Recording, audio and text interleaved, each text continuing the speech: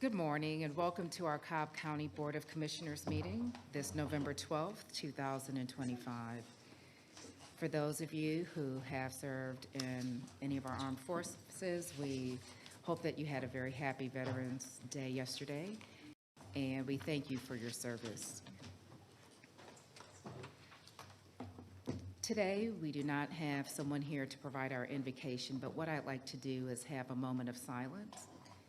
And for those of you who knew Lieutenant Colonel Dwayne Morris, just ask that we keep his family in our thoughts this morning.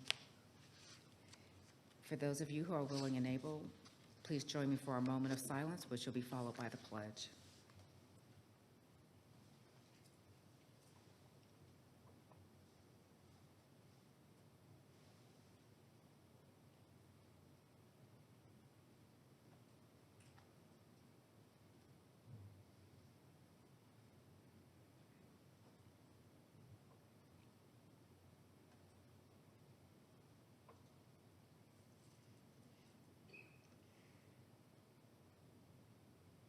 Thank you. May I rise for our pledge?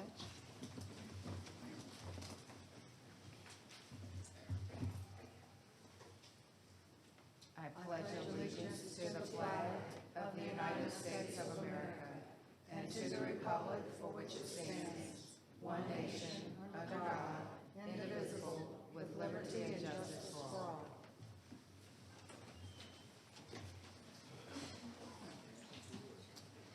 Thank you. Our meeting is now called to order, and I just want to share that I do have a conflict this morning and will be leaving at the top of this meeting. And the meeting will then be led by our Vice Chair, Commissioner Burrell. With that, we do have 3 presentations that are before us today. The first is for a proclamation designating November as National American Indian Heritage Month, and that will be brought by Commissioner Burrell. For those of you who are here a part of that presentation, please join the Commissioner up front.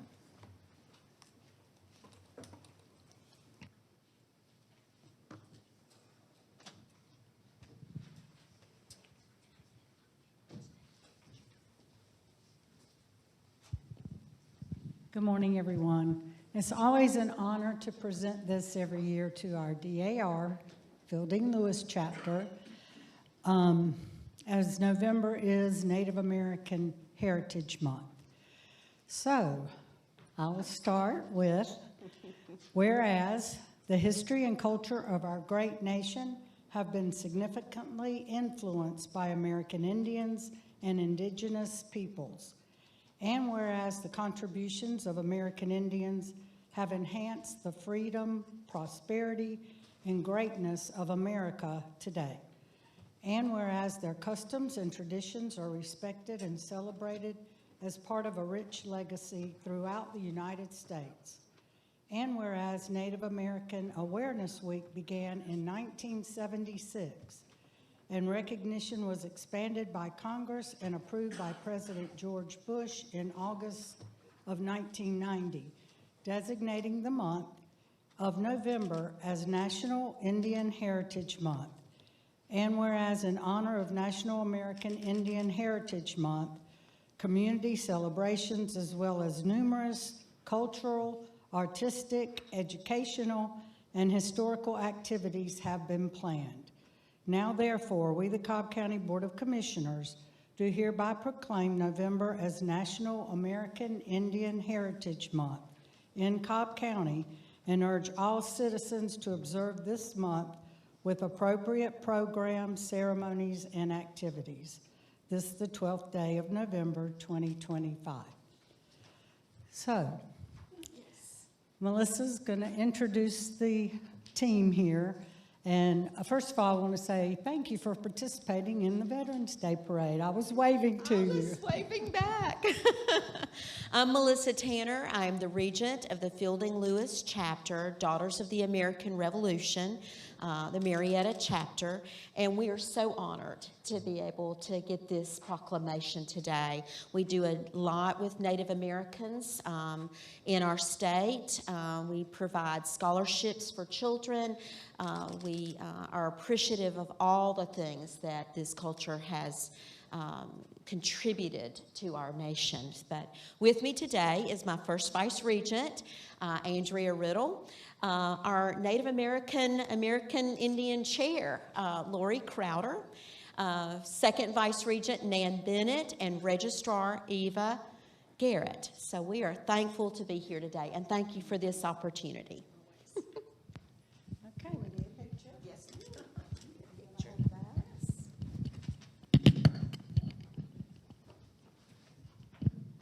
All righty, here we go. 3, 2, gotcha, thank you.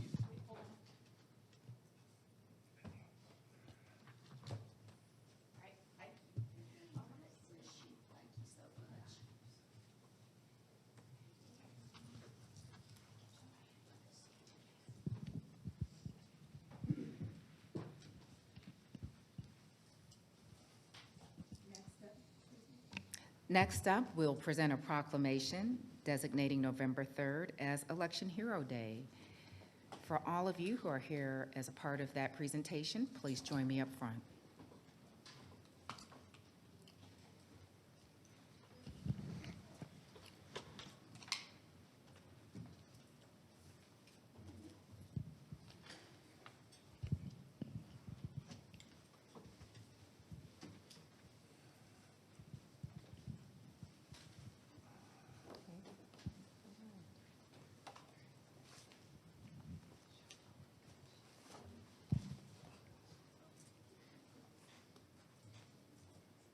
Good morning. It's good to see all of you here today and know that you are the people behind the scenes getting it done day in and day out. And even though November 3rd has passed, you still have a lot of work ahead of you.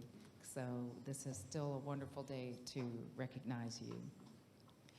Whereas Election Hero Day is a nonpartisan national celebration recognizing the tremendous contributions that election officials, their staff, and poll workers make to ensure a safe, secure voting experience for all Americans.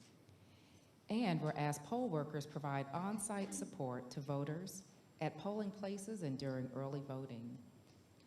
They are responsible for everything from checking voters in to making sure voting machines are working. Their frontline efforts are essential for the functions of our democracy.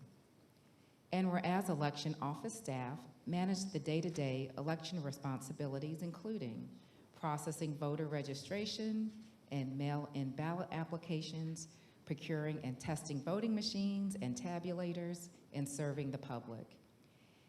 Even when operating with small teams, they deal with important deadlines and heavy workloads. It's probably an understatement. And whereas election directors oversee and execute nearly every aspect of election administration, implement election laws and policies, and maintain voter registration databases, and ensure all eligible voters are able to cast their ballot. Now, therefore, we, the Cobb County Board of Commissioners, set November 3rd, 2025 as Election Hero Day in our county, and we salute the workers who make American democracy possible by providing a safe and secure voting process. This, the 12th day of November 2025. Thank you for everything you do.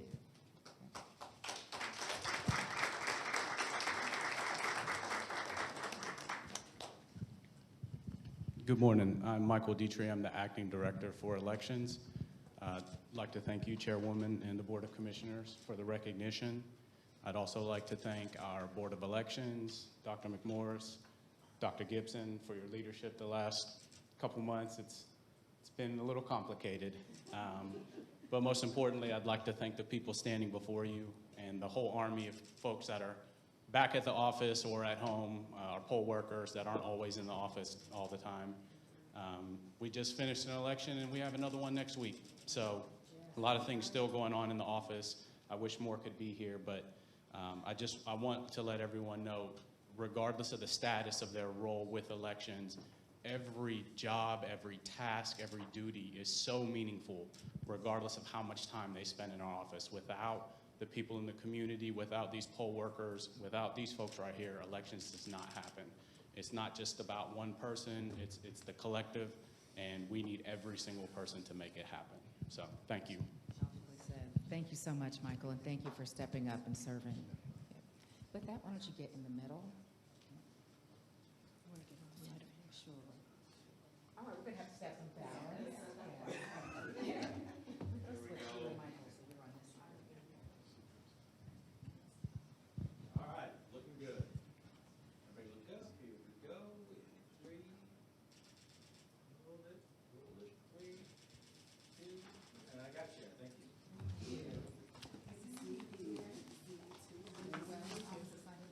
You're very welcome, thank you. Likewise.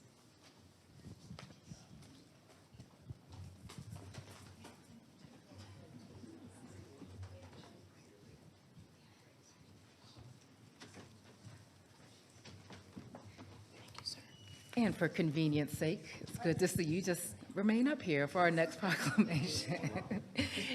Yes.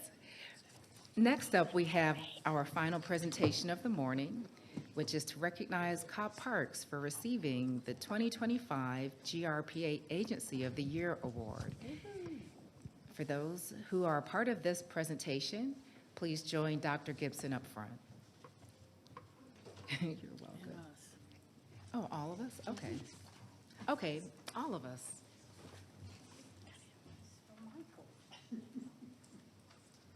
While everybody is gathering, I will share information about this prestigious award. I am so pleased to recognize the Cobb County Parks Department for receiving the 2025 GRPA Agency of the Year Award. The Georgia Recreation and Parks Association was formed in 1945 as a private, nonprofit institution to support and to promote the recreation and parks industries within the state of Georgia. It is the only state organization that serves as an advocate for quality recreation and park areas, facilities, programs, and services at a local level. The agency award is presented to 5 population groups within the state. Cobb County is within the largest population category of 150,000 or more number of residents. The rating period for this award is from September 1st, 2024 through August 31st, 2025, a year that has been transformative for the Cobb Parks and Rec Association, marked by achievements that not only provided improved facilities and operations, but also strengthened our commitment to equity, community, and quality of life in Cobb. A tremendous number of initiatives and projects for transformational facilities to include the Milford Recreation Center and Ryan Park, to systematic upgrades, strategic partnerships, and organizational improvements illustrate a year of growth, innovation, and service. So each of these represents a commitment to ensuring that Cobb's parks, our facilities and programs are not only maintained, but continually improved for the benefits of all who call this community home. So Cobb County also won this prestigious award in 2019, and you may recall our Parks Director, Michael Brantley, was recognized last year as the Distinguished Professional of the Year. So please join me in congratulating our Parks Department on this award.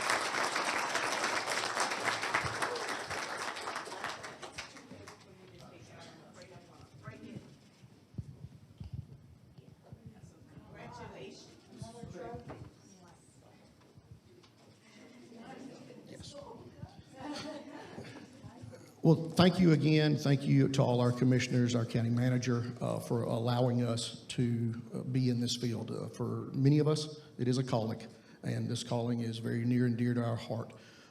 For me, this is great because this is about them. This is what they did, and that's a big part of it. I do want to also recognize a couple of other things inside of here and a couple of other people, actually, that I did not tell them I was going to do it. But let's see, John Purcell, please raise your hand, wave. John Purcell was our distinguished professional for the district this year, District 5, which covers Northwest Georgia. Tasha Smith. Tasha, raise your hand, wave. Tasha Smith was our distinguished professional for the aquatic and athletic section, so it's all the aquatic and athletic folks across the state of Georgia, so we've got that. And then also inside of aquatics, we won a program, Splish Splash program that we won for the state. But then also Tanya Ashley, Tanya, raise your hand, our communications specialist, Tanya Ashley. And I said Tanya won the marketing campaign for Fun Starts Here. So we did win about 4 or 5 awards this year, so very excited. But all of these were about the staff, and it was all about the staff this year, and that was a great thing. So we appreciate it. I love working with these folks every day, and I wouldn't have it any other way. So thank you very much.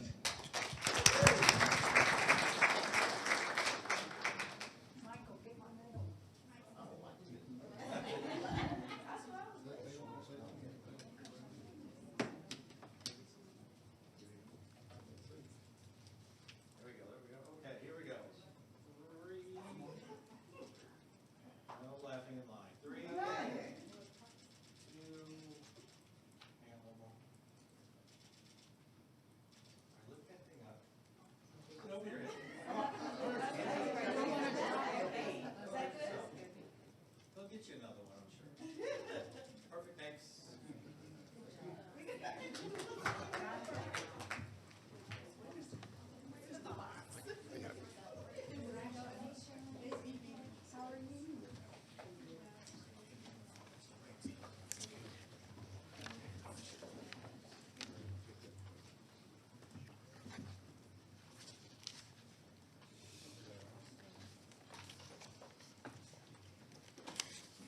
All right.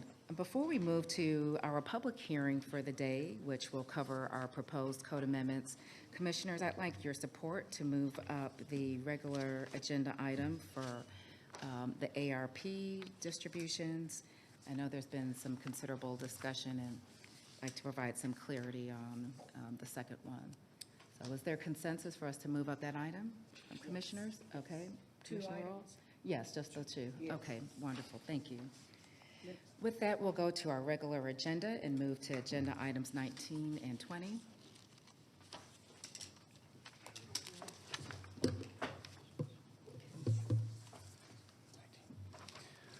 Good morning, Chairwoman, Commissioners, County Manager. We have 2 items under the ARPA tab. Our first item is to ask the Board of Commissioners to approve the reallocation of funds received pursuant to the American Rescue Plan Act of 2021 from Powers Ferry Road Bridge and Interstate North Parkway Bridge Project, AR-15, to CDPH South Cobb Public Health Center, Primary Care, Mental Health, and Community Linkage Space Project, CI-06, in the amount of $2,750,890, authorize the corresponding budget transactions, and further authorize the chairwoman to execute the necessary documents. Thank you, and appreciate the modification to the summary for this item. Yes, and I'll defer to you, Commissioner Sheffield, since this health center is in your district. Certainly. Yep. So moved, and just thank you for the support and changing the allocation of funds to help with the communities, with the medical center, because it's definitely needed in the area. Second. Thank you. Is there any further discussion? We'll call the question. The motion carries 5-0. Thank you. Thank you. Our second item under the ARPA tab is to ask the Board of Commissioners to approve an additional appropriation of funds received pursuant to the American Rescue Plan Act of 2021 in the amount not to exceed $206,000 for the support service projects designed for enhanced mental, physical, and behavioral health services, authorize the corresponding budget transactions, and further authorize the chairwoman to execute the necessary documents for said purpose. Thank you, Bill. Yes, ma'am. There has been some discussion with respect to this item, and I just want to provide some clarity that the 2 nonprofit organizations that are here were recipients of American Rescue Plan Act funds earlier, and they had food distributions. We did receive communication from another nonprofit that wanted to be considered this morning, but learned that they were not in the original distribution for food and would not be eligible Yes. for this. So Commissioners, I would ask for your support for this agenda item to be approved as it has been presented. And in fact, I'll put that in the form of a motion that we move this, that I move that this agenda item go forward as it has been presented by our Finance Director. Second. Is there any further discussion? We'll call the question. The motion carries 5-0. Thank you so much. Thank you. I appreciate it. With that, I'm going to turn things over to Commissioner Burrell.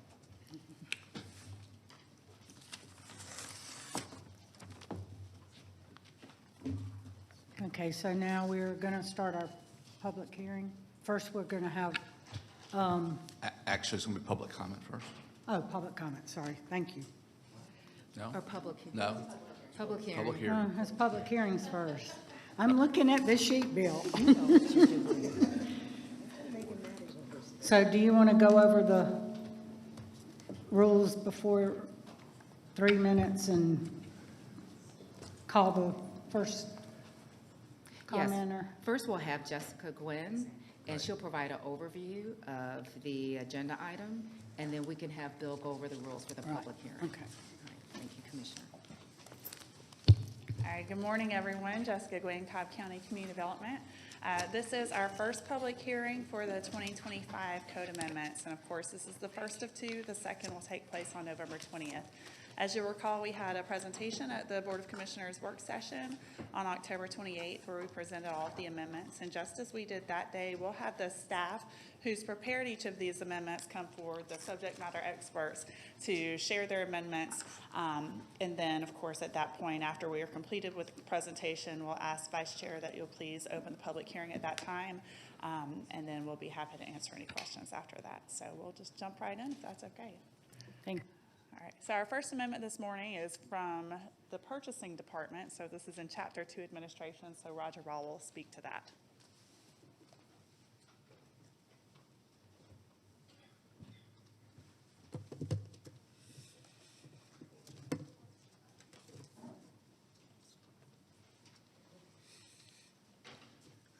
Good morning, Board of Commissioners, County Manager.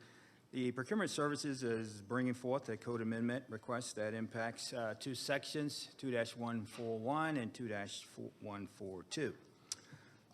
For Section 2-141, we're making ancillary or minor changes only. We're changing purchasing to Procurement Services to reflect the name of our new department that was changed a couple of years ago. We also are adding a list of exceptions to the requirements of the code. We're not creating any new exceptions. These exceptions exist in policy, and we're just bringing them over to the code, and that was at the recommendation of the County Attorney's Office. We're also adding references to relevant state law, which is also a recommendation by the County Attorney's Office. Under Section 2-142, we have some other ancillary changes, plus we have one substantive revision. I'll talk about the ancillary revisions first. We're changing purchasing to procurement services, just as we are in 2-141. We are changing the section title to reference the formal sealed bid limit to make it easier for future modifications. And we're also adding references to relevant state law, again, a recommendation by the County Attorney's Office. And the substantive revision, we are defining the term formal sealed bid limit and increasing it to $250,000. Typically, public organizations will revisit the sealed bid threshold every 5 years. Cobb County has not revisited ours. It's been 19 years. And so we are aligning that with procurement best practices. In fact, the state of Georgia, just this year, they changed theirs. They increased theirs from $100,000 to $250,000. The federal government moved theirs on 1 October this year to $350,000. And a number of organizations, county and city governments that we typically benchmark that are comparable to Cobb County, they have They're at $100,000 most today, about 80–90% are at $100,000 today, and they are going through their legislative process to move theirs up to $250,000 as well. So $250,000 is the current benchmark, and so we are requesting that the board consider this change, and that concludes the code amendment requests that Procurement Services is offering.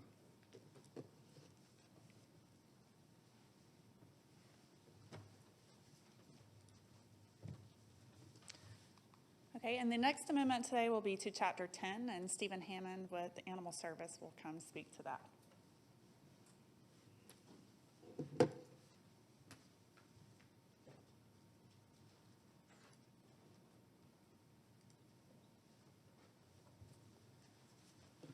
Madam Chair, distinguished commissioners, Madam County Manager, Steve Hammond for Animal Services.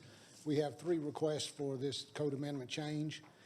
The first of which is to Section 10-51 regarding the membership in our Animal Services Board. Earlier this year, Cobb County Humane Society was absorbed by the Atlanta Humane Society. They would like to remain a member of our board, and therefore we're asking for that name change as part of that amendment. The second is the period of impoundment or confinement. Currently, our period of confinement is 5 working days. That turns into, by the time periods allocated and holidays or weekends, to seven days. What we're asking for is the ability to change that during a time of emergency, either a declared emergency by the board or times of excessive intakes like we have now, to be able to hold them for only 3 days, and also change that the period of confinement at the start as to when they come into the shelter, not the following day as it is now. That will allow us to move those animals out quicker. This would only be for animals that do not have a microchip or some other form of identification identifying the owner. And then our last amendment is Section 10-135, the selling and giving away of animals and use of animals as prizes. During the 2025 legislative period, House Bill 331, commonly known as the Roadside Pet Sale Bill, prohibits the unregulated transfer of pets, dogs, cats, and rabbits in public spaces to include roadside, public right-of-ways, public and commercial parking lots, sidewalks, parks, flea markets, and other transient or outdoor markets and outdoor recreational areas. This was codified in law, but no provision was made for non-sworn officers, like our animal services officers, to be able to enforce those provisions. Therefore, we are proposing amending the current section 10-135 to include those provisions of House Bill 331, so we may enforce via a county ordinance violation. Otherwise, only the police department would be able to enforce that law.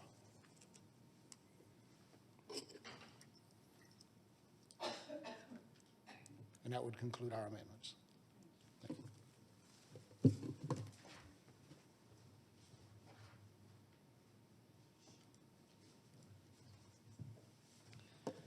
Okay, the next amendments are to Chapter 18, the Building Regulations chapter, and I'll speak to those. We have 2 amendments proposed to Chapter 18. The first one is Section 18-28. As the county continues to grow, we see different types of industry and business and uses coming on board. Sometimes there are some very specialized uses, perhaps something that has some hazardous material storage, those sorts of things where we may need to have some backup plan review services, people who are experts in those types of developments. So with that being said, this code amendment would authorize the chief building official to require those additional engineering services, that additional plan review. That cost would be passed on to the applicant, the owner who is proposing that development. The building official would want to ensure that those reports are coming from someone who's qualified to provide that assessment. Also, it gives the building official authority to enter into retainer agreements and fixed scopes of services and compensation rates for those technical assistance providers. And then again, all of those additional costs would be collected when the permit fee is collected. So it would be a part of that package, and just gives us the opportunity to make sure that those very specialized uses and developments are going to be built in a safe way for our community. The second is section 18-301.1. This is regard to swimming pool contractors. We saw during the pandemic when all the pools were closed in the neighborhoods, everybody needed to have a pool in their backyard. So with that being said, we want to ensure that as we have those pools being built, that they're being built to code. We had frequently where we had, the state doesn't require any specific licensing for pool contractors, so anybody with a backhoe can pretty much dig a hole and put one in. We want to ensure that those are built safely, that they're built with the proper electrical grounding and those sorts of things, so we don't have to require the homeowner down the road to tear out concrete so that we can inspect it and make sure it's right. So all that being said, we are requiring with this code amendment that anyone who is going to do construction of a pool or spa in Cobb County would do so, of course, with a permit. And also that pool contractors would need to have a general contractor's license, or they would need to be an approved pool builder, have an approved pool builder certification. The chief building official could approve that pool builder certification to ensure that they've got all the requisite skills and expertise to do that. And then, of course, the applicants for the pool permit would be required to submit any necessary documentation. And Kevin Gobble, our chief building official, is here this morning if there are any questions specific to these two. He actually had a good meeting recently, I believe last week, with some of our pool contractors to talk through these changes. And also, just on the previous amendment, I'd like to thank the Chamber of Commerce and the Council for Quality Growth. I know they both sent comments regarding that inspections process or that additional plan review. And we're in full agreement that we want to be sure as we have individuals and entities coming in proposing development here that they're aware up front if that additional review is going to be required.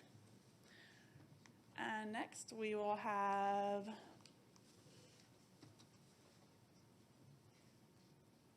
Chapter 22, so this will be Ross Cabot.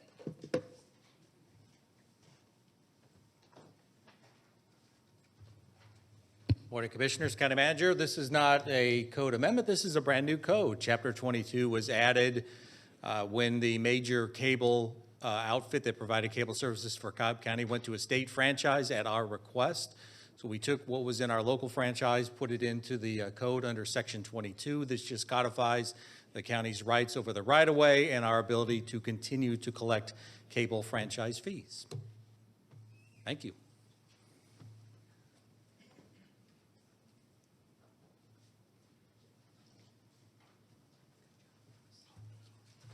That was fast, Ross. All right, Chapter 50, this is environment. Again, very simple request. This is one we had some folks come out and give public comment with regard to new state legislation that allows the county to restrict the use of consumer fireworks within 200 yards of a facility housing equines. So that, of course, was proposed as a code amendment by the Board of Commissioners, so we've brought that forward to add that prohibition in our noise ordinance. And now we'll have the Fire Marshal's Office come up. They've got several amendments to Chapter 18 and 54.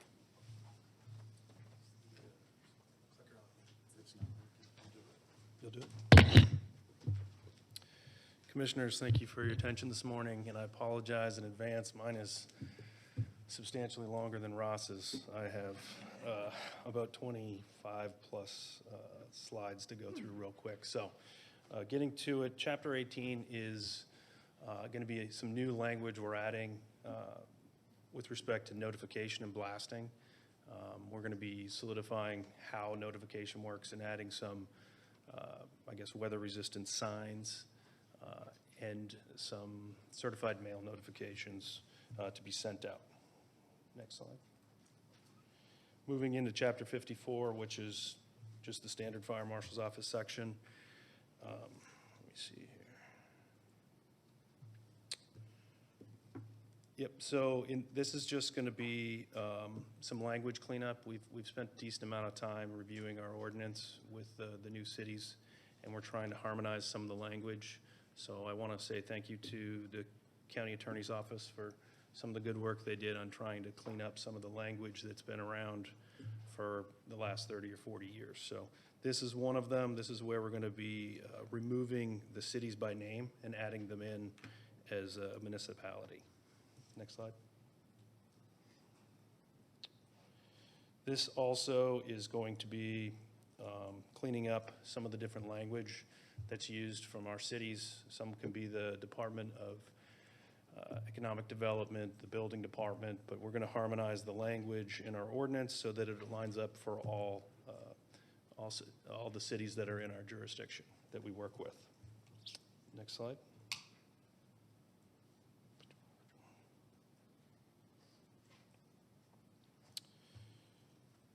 So this is going to be a continuation, and in that code section, we're going to be making some modifications to our owner information, name change, and certificate of occupancy procedures, along with adding some new language for subleases. This is intended to make it a little bit easier on businesses when they are moving into a like occupancy and are simply just changing their name. Very limited change, no construction. It makes the process a little bit easier. So this cleans up some of that and aligns with state law a little better. Next slide. This is continuation number 2 of that same ordinance. We're going to be adding a new section, and we do this a couple of times throughout our section of the ordinance, which has a harmonized enforcement branch for penalties and enforcement. And we worked with county attorney's office for that as well. Next slide. This is also an adjustment to clean up and clarify the 180-day requirement,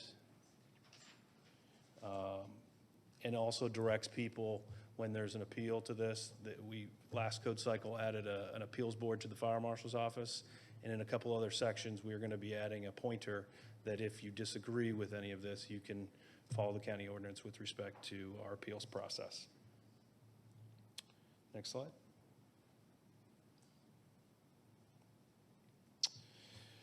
In this change, we're cleaning up some of the stop work order to include stop work, stop use, not when it's just traditional construction. It could be an unsafe use condition.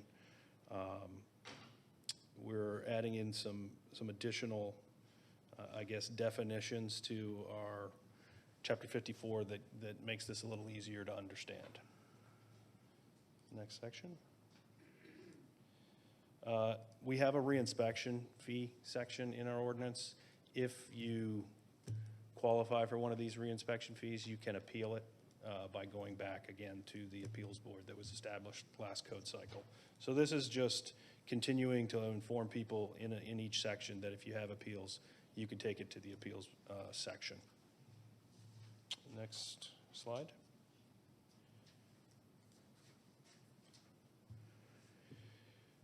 This just also, again, cleaning up language and getting rid of the cities and using the general IGA-based statement that we worked with county attorney's office to craft that will allow all individual jurisdictions, Ackworth, Kennesaw, Powder Springs, Mableton, to be encompassed under this new section we're adding. Next slide.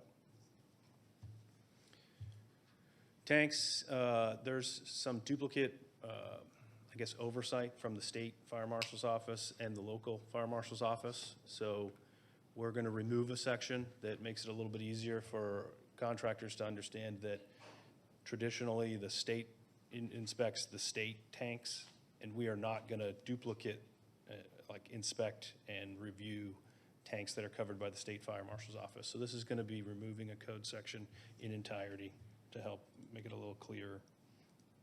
Next slide. This is just an adjustment as well, language update for the authority, and remove the obsolete subsection that's being removed. It cleans up and deletes section D in full. Next slide.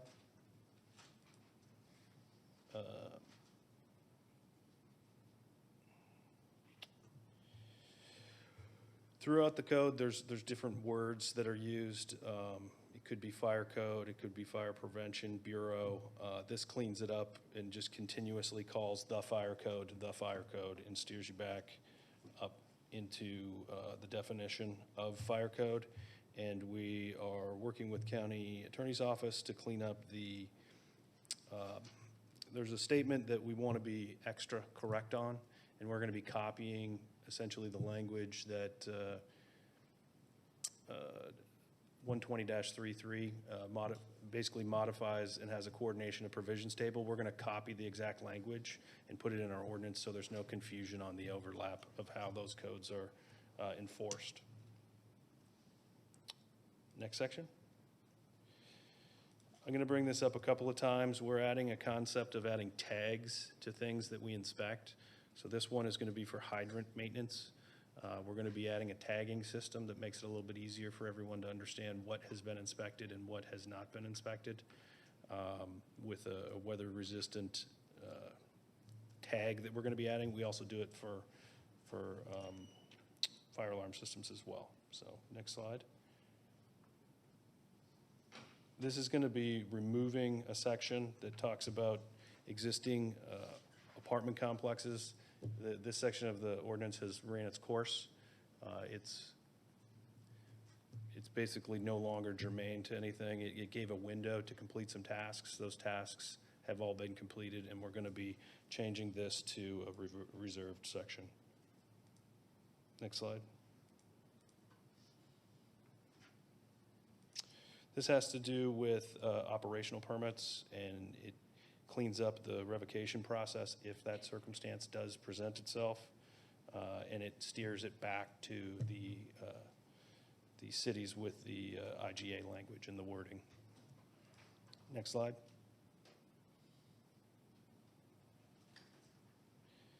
This is the language that we're removing it, where it says basically when two codes conflict, you go with the more stringent. We're going to be deleting this section as written up there and adding in the language of 120-3-3, which is the state minimum safety standards, and copying their language so that there's no confusion on what we have in our ordinance and what they're using at state law level. Next slide.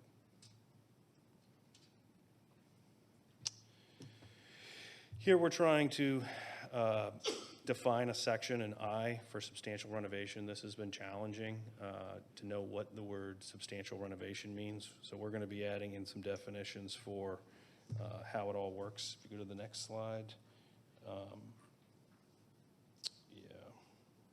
Essentially, we added in one or two more slides, you'll see that we add it to the definition, and we take it back to like a monetary remodel and, you know, the cost in which it takes to, I guess, repair the fire of serious consequence. This is just going to be the, again, a section 5494. We're going to just change it to revise. This section of the ordinance has ran its course as well. Next slide. And this again is the same thing. We're going to be changing it to a reserved section for future use. That section has ran its course. Next slide. This is where fire alarm systems, we're going to be moving to a tagging system. Much like a sprinkler system, it can get a red tag, a yellow tag, or a green tag. Green means good. It helps people understand if it's had its annual maintenance. It makes it a little bit easier for communication with the contractors as well, and or the customers and property managers. Next slide.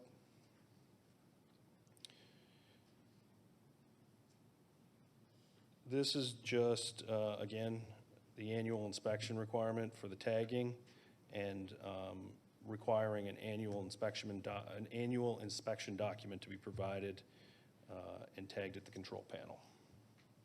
Next slide. Again, this is just a holistic charging statement, sending it back to our enforcement section. We're going to, all enforcement in Chapter 54 should be the same when we're done with these changes. There won't be individual sections that have differences.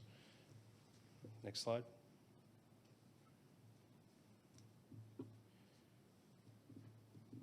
Again, this is just going to be cleaning up some of the language we've used over years. It appears that, you know, people will use words slightly differently that mean the same thing. This is intended to help everyone understand that this section is moving to basically plain language. And we're removing the city-by-city phrasing, using countywide language for both the IGA and the cities. Next slide. Again, this is sending basically a notice of violation and compliance time frame for citations, and clarifying the ordinance violations are misdemeanors as defined by state law. We're just cleaning that up and making it more obvious. And lastly, this is my last slide.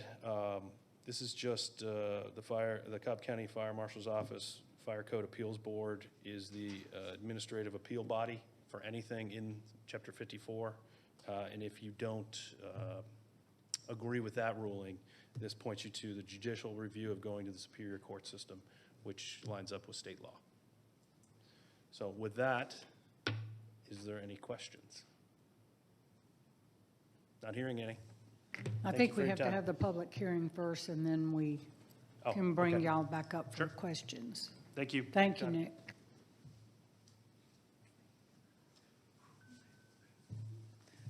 All right, so our next amendments are to Chapter 86, and these will be brought by the Police Department Deputy Chief Ben Cohen. Good morning, Commissioners, County Manager. I made a joke last time that I was going to be shorter than the fire department. I was wrong, so I'm not going to say that this time. So what the police department is hoping to do is to add to our Chapter 86 offenses and miscellaneous provisions, and to add another subsection. The reason for this, of course, is the epidemic that we're having of the unhoused and camping in private property and public property. Right now, we don't have an ordinance that covers trying to get them off of the property, especially when we have an issue with finding private property owners. So we are asking, and I'll read I for you.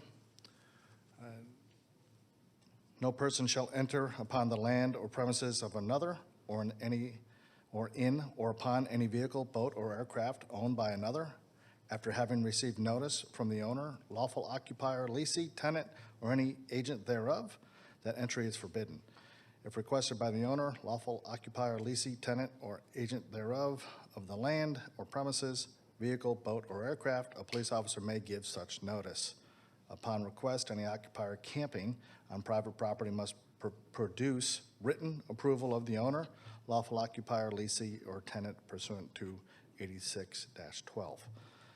And then J, no person shall throw bottles, papers, cans, glass, sticks, stones, missiles, or any other debris on public or private property. And as you can see by the PowerPoint, these are some of the issues that we're battling, trying to keep Cobb County clean. Subsection 12, prohibited use of private property by unauthorized persons. And this is for private property specific. It shall be unlawful for anyone other than the owner of private property, a leaseholder, or such private property, or other rightful occupant of such private property to camp, sleep, reside, store personal property, or lie upon any private property without the owner's or leaseholder's written permission, which must be maintained by the requester for display to law enforcement upon request. Any such use of private property authorized by and consented by the owner, leaseholder, or any other rightful occupant of such private property shall be in conformity with the provisions of the official code of Cobb County, Georgia. And then lastly, subsection 13, 86-13, no person shall camp, sleep, reside, store personal property, or build, maintain, or use a fire other than in the areas and in a manner specifically designed and designated for fire, for camping, or cooking purposes in any county-owned streets, public squares, public parks, or upon any other public property without written permission issued by the county, which must be maintained by the requester for display to law enforcement upon request. A person seeking such permission shall file an application with public safety official designated by the county manager on forms provided by such officer. Any such use of public property authorized by and consented to by the county shall be in conformity with the provisions of the Code of Ordinances of Cobb County, Georgia. And the reason for the fires, of course, is we've had some fires set by unhoused on DOT property, county property that have spread and spent a lot of, the fire department spent a lot of time trying to put those out. Any questions? Yeah, thank you.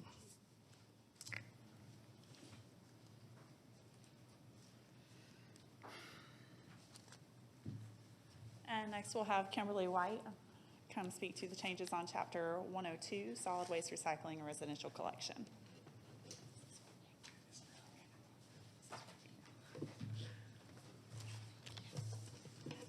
Good morning, Commissioners, County Manager, County Attorney.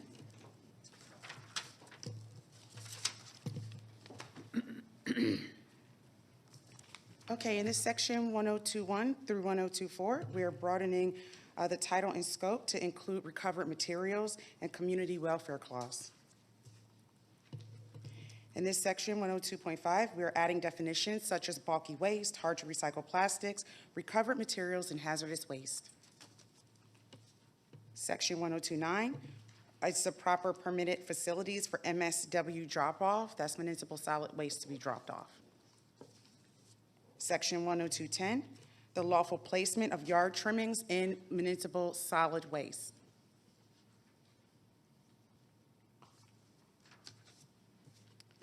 Section 102.11, we clarified the proper disposal locations where materials can be dropped off at approved sites. Section 102.12, it's the proper, we updated the proper department name and title. 102.14, we added the state law reference to this section.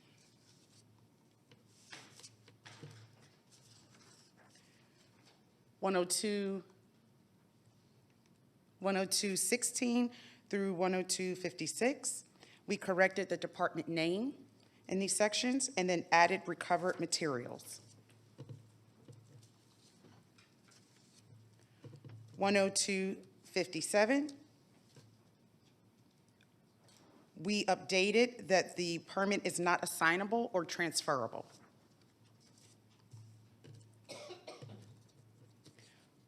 102.58 through 102.62, we corrected the department name, clarified the steps and procedures for permit suspension, revocation, and corrective actions, and then we clarified the requirement of a permit for collection.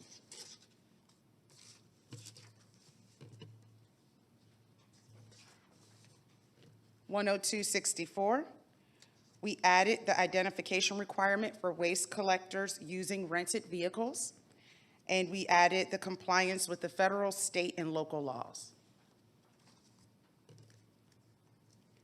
102.65, we modified the title and clarified responsibilities. 102.67, we corrected the department name. 102.69, we added the proper placement of recyclables inside of the recycling roll carts.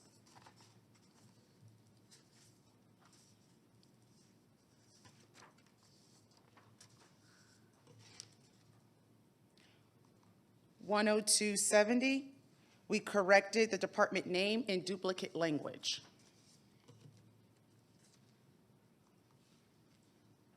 102.71, corrected department name and title, added language aligned with OSHA to ensure timely collection of waste during emergencies.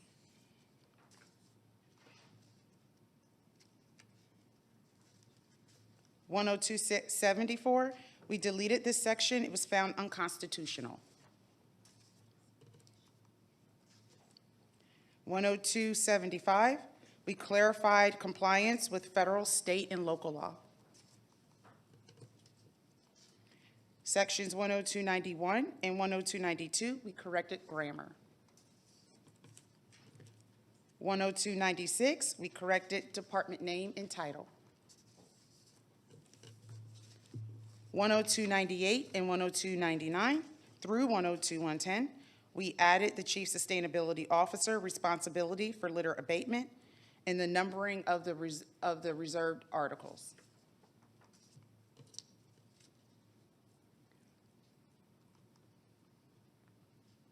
102.111, we clarified Keep Cobb Beautiful name. 102.112, we modified the we modified the section to include all municipalities within Cobb County.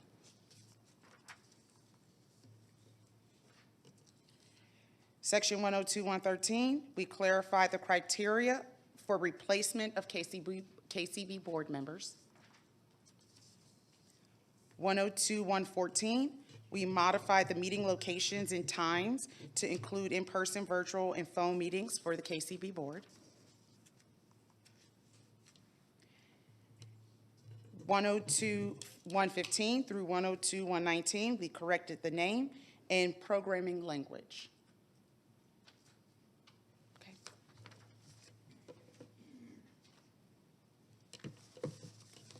Thank you. Thank you, Kimberly.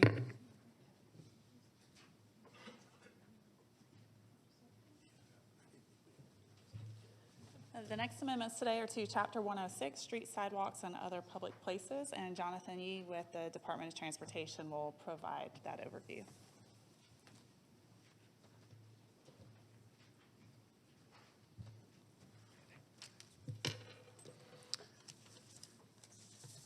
Good morning, Board of Commissioners and County Manager. I am Jonathan Yee, the Deputy Director with the Department of Transportation.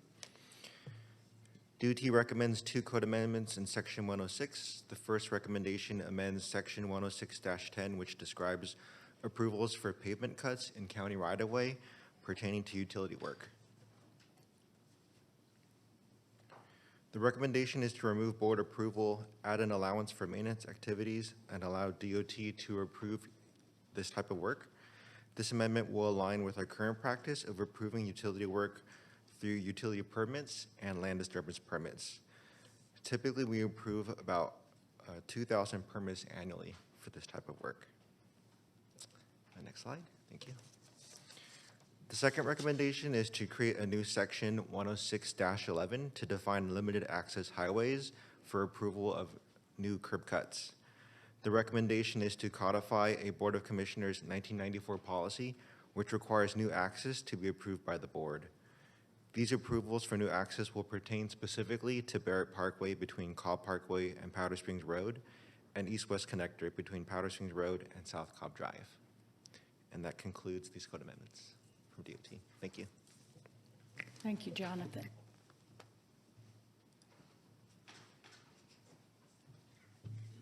The next amendment this morning is Chapter 114, Taxation, and this will be brought by Debbie Blair with the County Attorney's Office.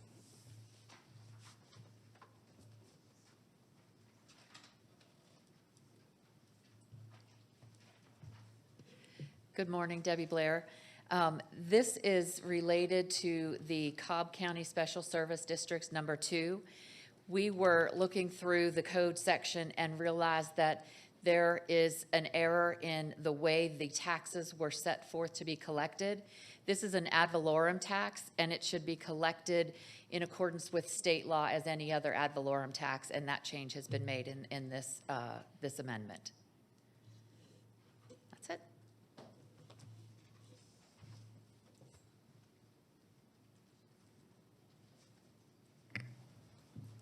Okay, and next we have Judy Jones with Cobb County Water System, who will come and carry us home with the rest of the amendments.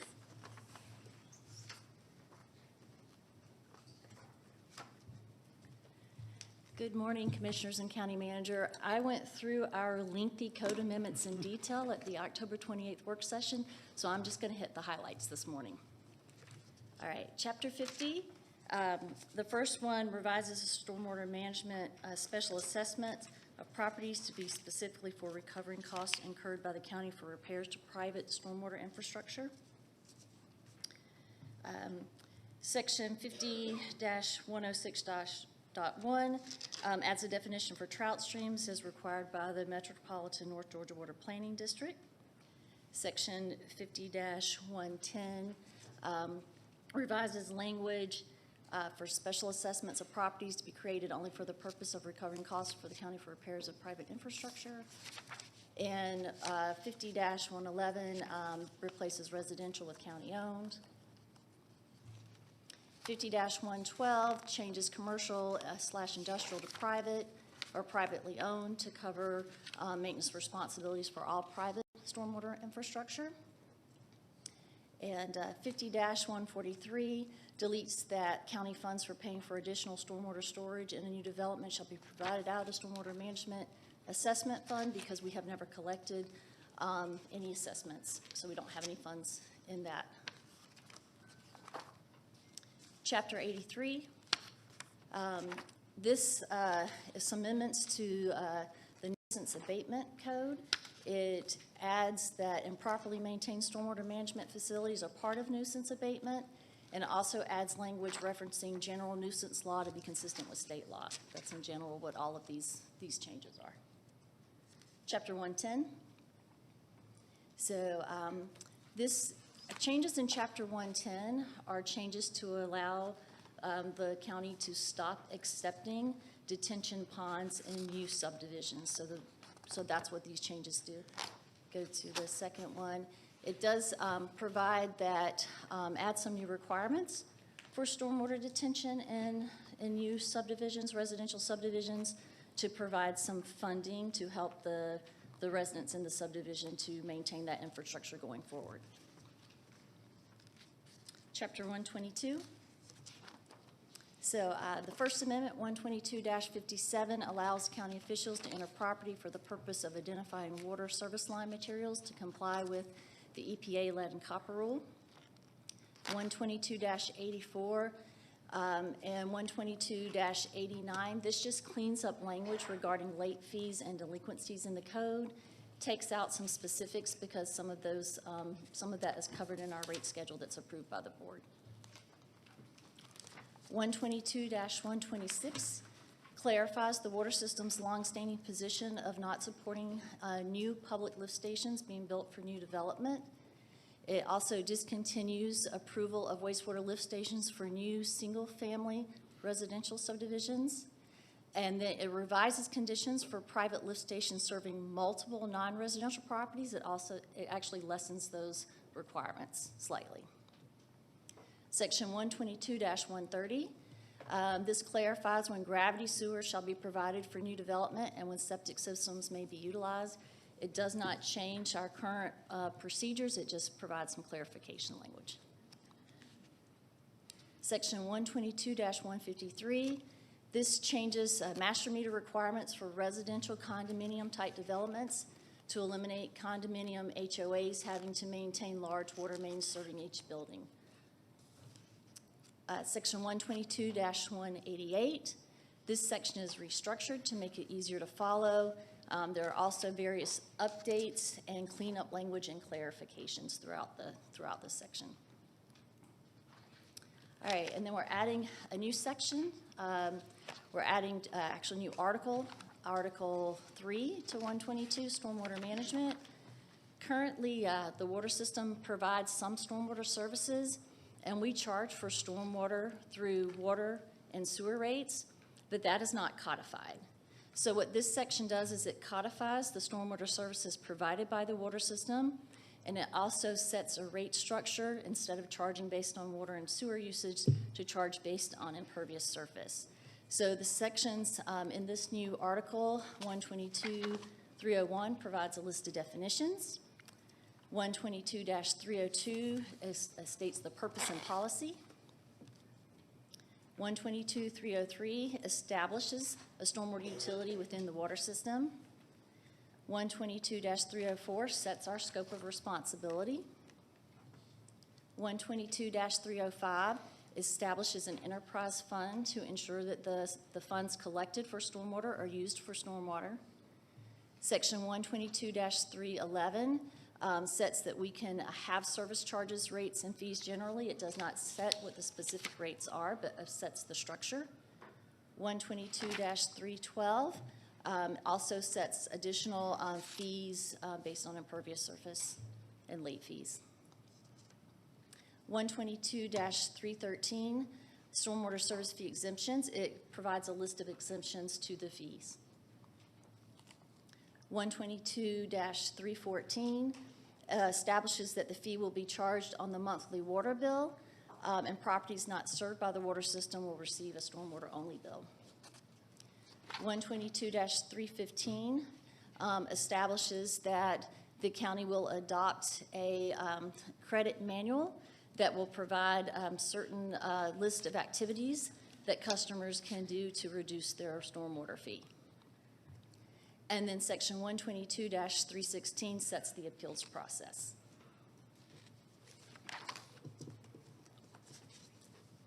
Thank you, Judy.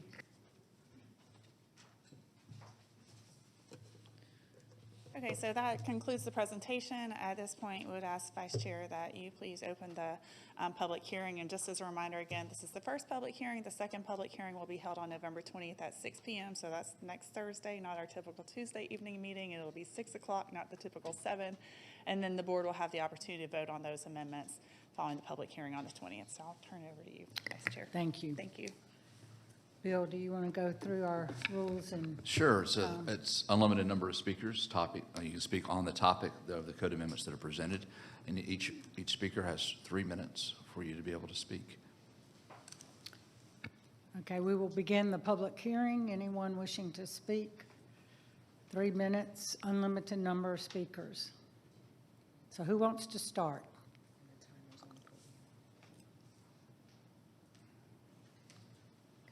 Thank you.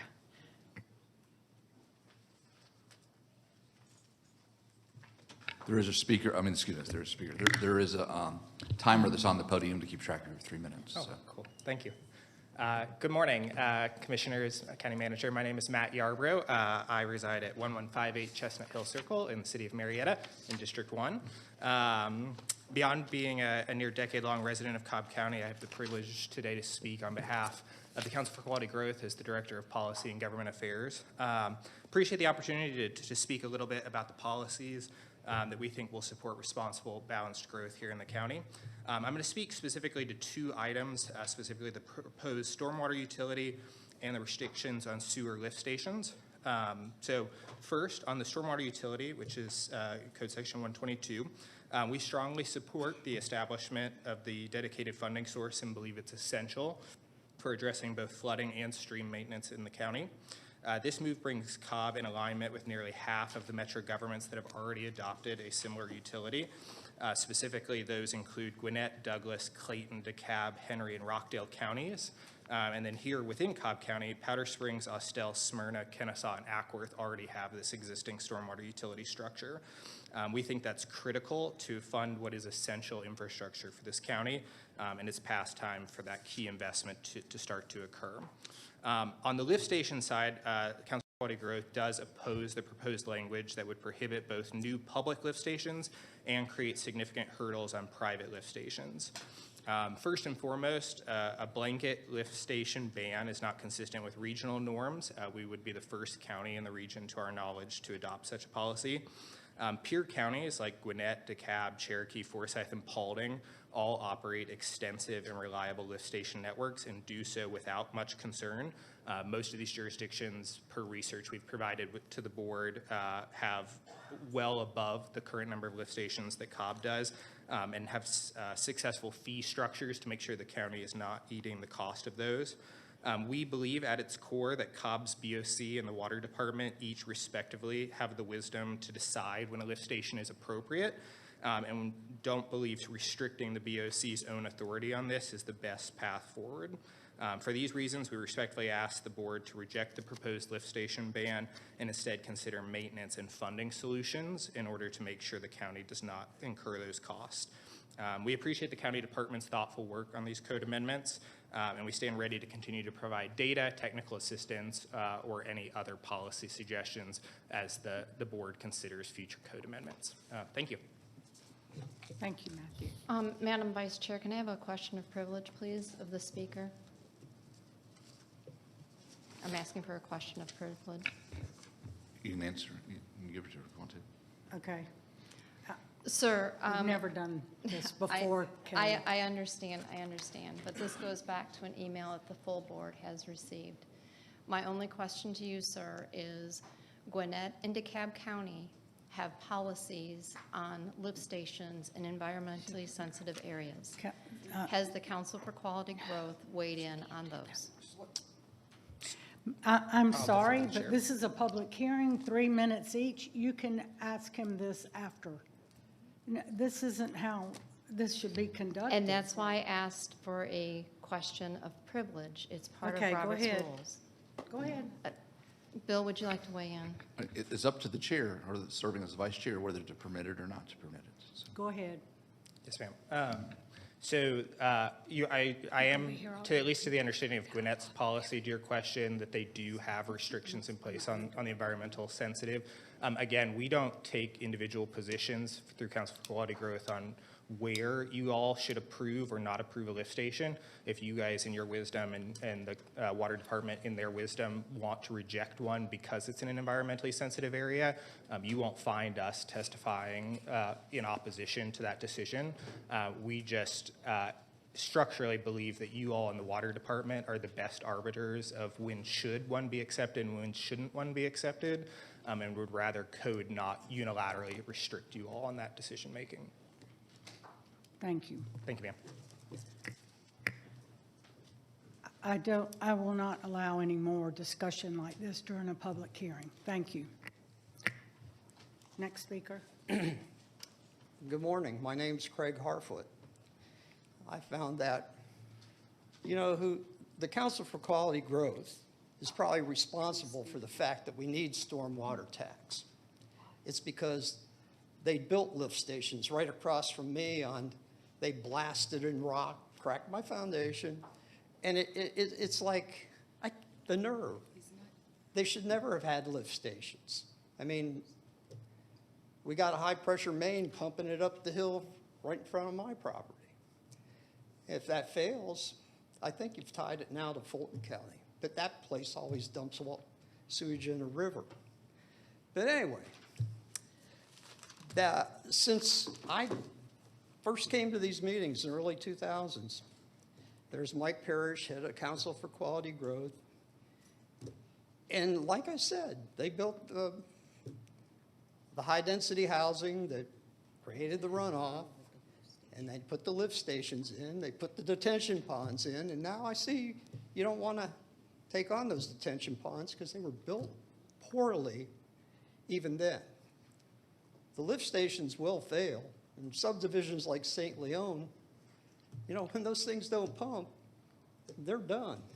But a lot of rich people live there, but they seem to be selling out now. But as far as the stormwater tax, you shouldn't exempt the airport. My God, they have revenues from all those taxes on all those big jets.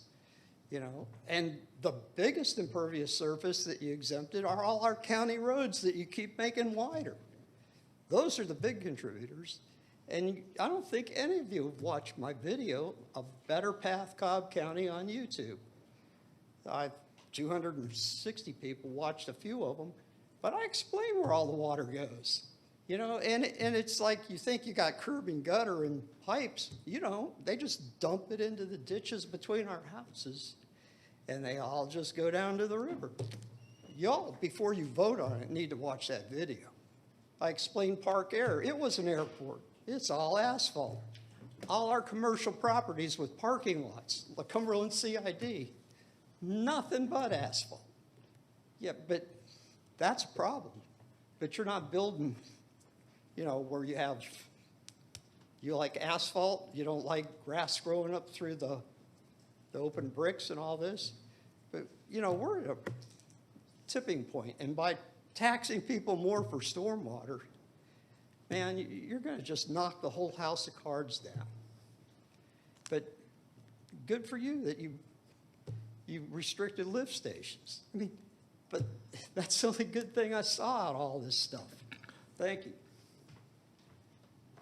Thank you. Good morning. I'm Sharon Mason, a 20-year Cobb County resident and also president and CEO of the Cobb Chamber of Commerce, representing 2,600 different business members, and also joined here by our COO and Select Cobb Executive Director, Dana Johnson, who's going to try to speak immediately following me as well. And we are both addressing several different issues that we outlined in our letter that we sent to each one of you, and I want to cover a few things. So on the stormwater utility, I just want to first say thank you for proposing solutions to address existing and future stormwater infrastructure maintenance needs We also appreciate the dialogue and changes in the current draft from previous via recommendations from many across our community, including Cobb Chamber and our private sector partners. We believe Cobb is on the right track for a long-term funding source to operate and maintain necessary stormwater facilities. And a few recommendations that we did say in the letter, one that I wanted to address is the implementation date. We would recommend an implementation date instead of June 2026 to be January 2027 to give businesses and organizations enough time to plan and the county enough time to educate. Because many businesses are already complete with their budgets for next year. Also, on Chapter 18, I want to thank Director Gwynn and the building official Gobble that they developed a process where the implementation of the outside technical expertise occurs at the beginning of the plan review process rather than at the end. And this will help ensure expeditious but accurate plan reviews, and that's very important. And we're grateful for Ms. Gwynn's leadership in community development. And then on Chapter 86, I want to thank our county leaders for your effort to protect private property rights. Our Board of Commissioners and Public Safety Department should be commended for all they do, including bringing this code forward. And at this time, I will turn it to Dana Johnson for his 3 minutes for other pieces in our letter. Thank you.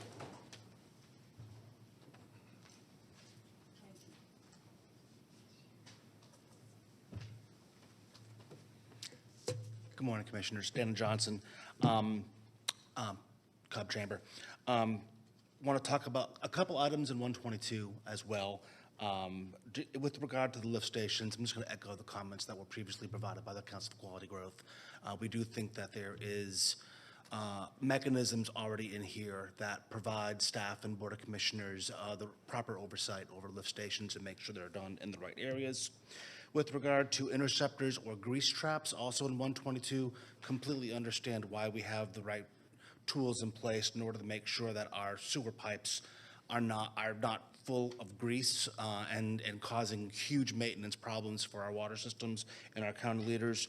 We would ask, though, that remodeling be removed from one of the conditions that can trigger a re-review by the water system. Putting a new set of paint up or rearranging some chairs without adding any new seating or changing the menu should not constitute a need for a review for the water systems, because in doing that, they're not adding any additional grease capacity into the system. So that just kind of seems like a little bit of an overkill to us, and we would respectfully ask that item be removed from there. With regard to the stormwater utility, again, I think you all did a great job of listening to input that you received, and we're very thankful for that. I want to focus a little bit on the credit manual and on the recommendations that are contained in the credit manual. On section 1.2, page 5, where they're talking about the fee for non-residential customers exceeding state requirements and Cobb County development standards, we would just ask that fee credit be increased a little bit because of as a commercial property owner, they maintain all of these facilities already. So we are asking, since they are doing something to benefit the system, we're asking there to be a larger credit associated with that. With regard to section 1.2, page 5 and page 13, with regard to the impervious surface, credits, we're asking it to be changed from 1 year to 5 year. And the rationale for that, the requirements to obtain that credit with all of the engineering that has to be submitted will cost more than the credit itself. So there needs to be a balance between how much it's going to cost to ask for that credit and the credit that will be offered for it. Section 2.6, page 16, we would ask that the name business be added for adjacent undeveloped properties that can be counted towards undeveloped land. I have 19 seconds left. Section 2.8, page 19, section 2.8, page 21. Basically, this deals with education of people.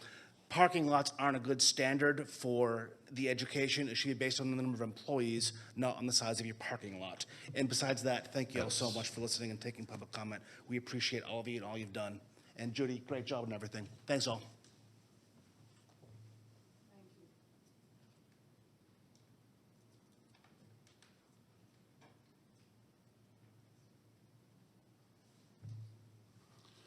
Good morning. My name is Clay Fierno. I live at 4600 Lake Drive, Northwest in Ackworth. I do not support any additional lift stations in Cobb County. What I do support is the proposed language to Section 122 to 126 as it's proposed, and I would request the Board of Commissioners approve that language as is proposed. Thank you.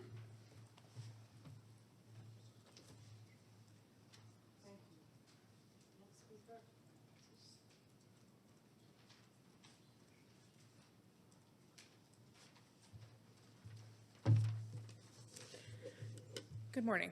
My name is Jessica Sterling, and I am the Technical Programs Director at Chattahoochee Riverkeeper.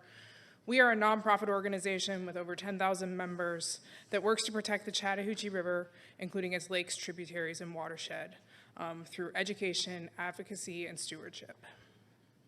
I am here to voice Riverkeeper's support of Cobb County's proposal to adopt the Stormwater Code Amendment and implement a stormwater service fee that's outlined in Chapter 122, Article 3. We support this proposal because flooding in Cobb County and the Chattahoochee River Basin is getting worse. When it rains in Cobb County, people expect the stormwater to go somewhere.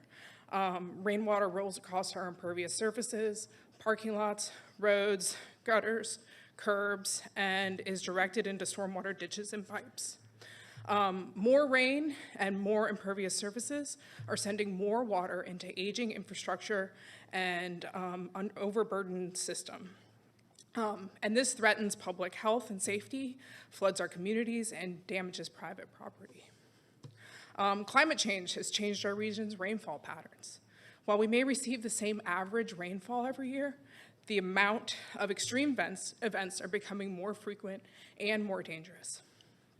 The code amendment and associated fee under consideration by the Commission, as others have pointed out, is not unique.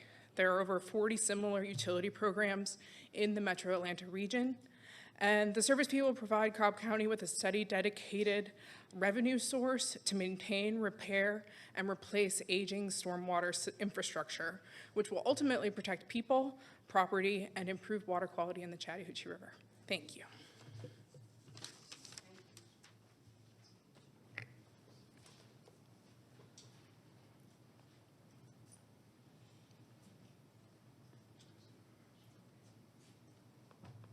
Morning. Good morning.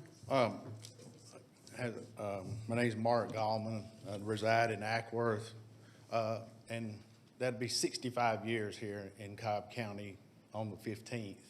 So I'm a lifelong resident of Cobb County. But I'm here to request that the board please adopt the proposed language for Section 122-126 wastewater lift station as presented by Judy Jones. Thank you. Thank you.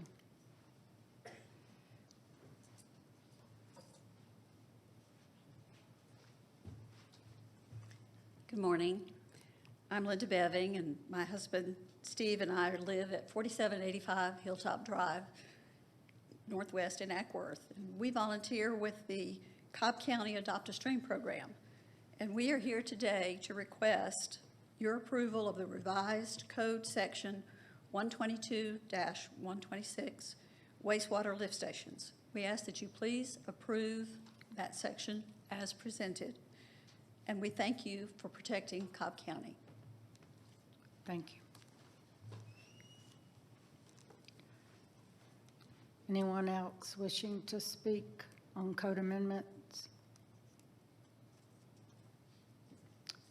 Seeing none, I ask that it be closed, and we'll start with discussion and questions from the board. Commissioner Gamble, would you like to start? Sure, I guess my only question, and this is for clarification, I know I made some recommendations at our work session under the sustainability because we had defined residential. So when will we know if they're going to remove that language or if they're going to go forth with that language for the final vote next week? So we don't make changes to the advertised drafts prior to the first public hearing.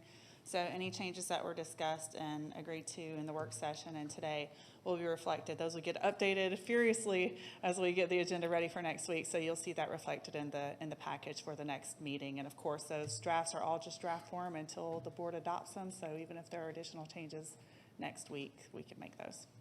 So to clarify because I know Commissioner Allen made some recommendations as well, and we had a conversation on spas.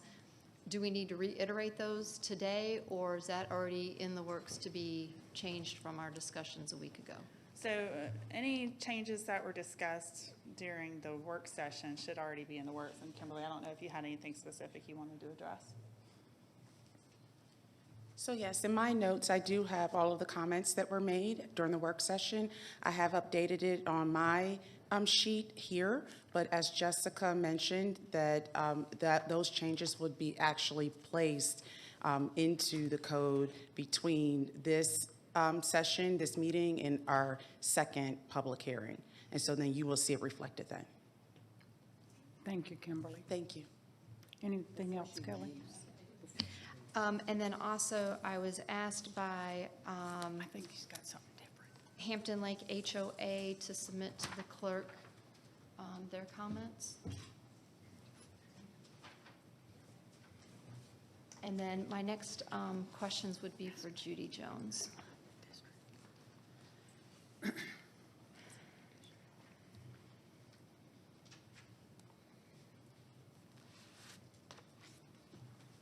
Commissioner Gamble, where is that located? In District 3? I'm not sure. I was asked to submit it for the record, so I did. Okay. I didn't. From Mr. Flynn? Because I've been working with them as well. No, this came from a Wormert. Miss Wormert? Okay, I'm sorry. I No, was it's just- okay. Okay. I think they sent it individually, so you wouldn't have known. Okay, I'm sorry. Judy, did you receive ECCA's recommendations? Did you receive a copy of that letter? I have not. You, Yeah, well, they sent it to all of us, and I put copies at your desk because they weren't able to be here today. right. So I was going to ask the clerk the same thing you just asked for Hampton Lake, to submit it. Okay, and I will let you do that, but but I think they raised some good questions, and that's what I wanted to ask Judy, so I'm sorry you didn't see this letter before I asked you.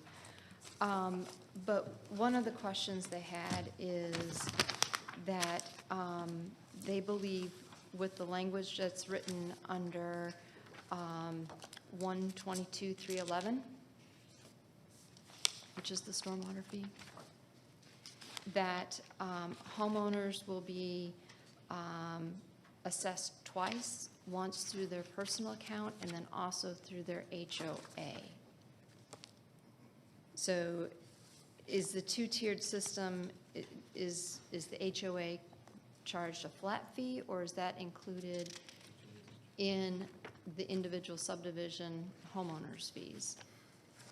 So any HOA property that has impervious surface, like a clubhouse area, that would be charged based on the calculation for non-residential for that property. Each individual residential house in the subdivision would be charged the flat rate.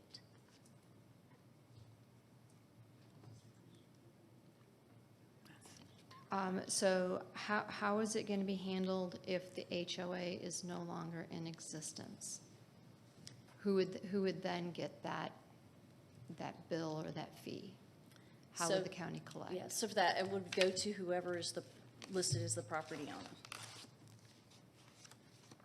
So if there's 134 homeowners, it would go to 100, be divided in by 134? An assessment to the HOA. Or to But if the HOA is non-existent, because what we're finding, I know in my district, a lot of the HOAs are not reviewing or renewing their covenants. So Yeah. we're going to be facing this issue of, how do you bill for stormwater? Right, so if an HOA has a clubhouse and there's no longer an HOA to maintain that clubhouse, then something would, I would think, would have to be done with that structure at some point anyway. Pretty much what's happening is people are just voluntarily looking after it and maintaining it, and then pretty much if you don't help support it, then you don't get to use it. I mean, there's some Right. separate agreements being made between homeowners. But someone has to pay the property taxes, so there has to be an owner. You can't just. Commissioner Allen, we might just. Yeah. No, you turn on your mic. Turn on your mic. No, I was just saying, in that situation, someone has to own the property. The property can't just go abandoned because the HOA goes defunct. So whoever owns the property and pays the utilities on that property will be the one that pays the water bill, which this will be a part of. So I guess I'm not following, because if the HOA abandons a property, someone still has to be the lawful owner of the property. Right, but again, I guess this is for future, what if HOAs start abandoning their property? It's something. If an HOA abandons a structure that's a community property or whatever else, then that's going to follow a completely different process, because they're not going to be paying their property taxes. So that transfer would have to happen to someone, an entity or human, that has to pay and be responsible for that property. They just can't walk away and abandon the property.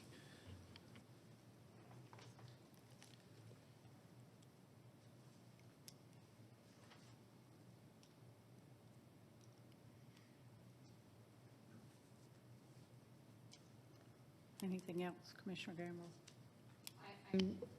So this conversation, I think, has addressed many points, so I'm just kind of looking, because I don't want to have to have the same conversation twice. I'll defer to Commissioner Allen. Commissioner Allen? I just have one clarifying question, and maybe for Jessica. I know that the amendments are going to be adjusted based on our comments from work session.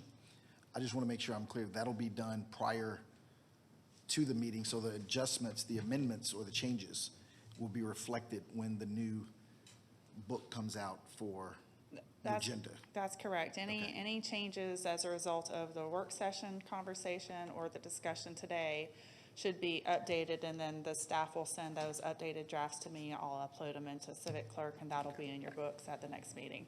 We have a very tight time. I believe it's 2 o'clock today. It is 2 o'clock today. I was just going to remind staff, what I would direct staff to do is to email the appropriate commissioners any changes you think you've captured, to verify that you've captured those comments correctly prior to the deadline, prior to 2 o'clock. So if we need to work through lunch, we're going to work through lunch. Make sure they know what those comments are, right? Thank you. That was going to be my next question, is how do we see that before it gets published? Absolutely. I don't want surprises. Thank you.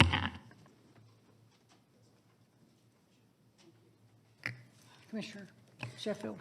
For Ben Cohen, is he still here? Yeah. I'm always nice to Ben. You thought you were going to get off easy, huh? Yeah.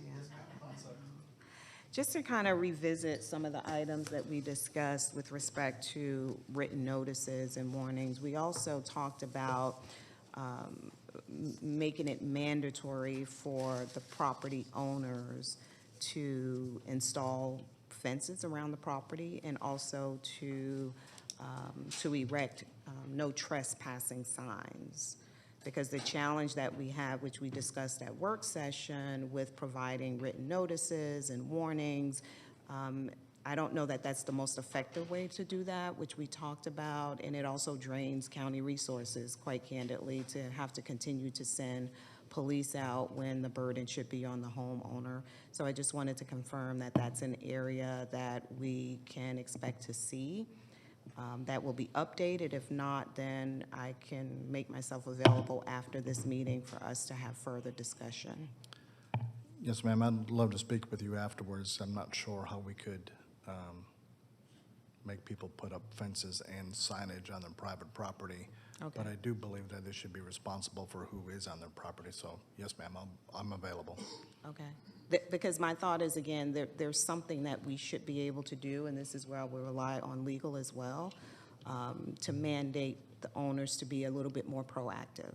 Otherwise, we're consistently going out to various properties and. Sounds good. And you Yes, know ma'am. the challenges that I have in my district, so I'm trying Yes, to. ma'am. Okay, thank you. Thanks.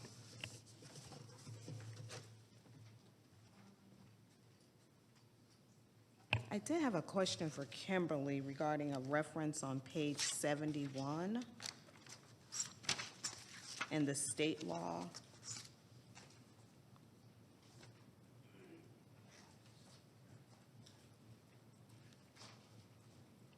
It says state law reference OCGA 1510-63.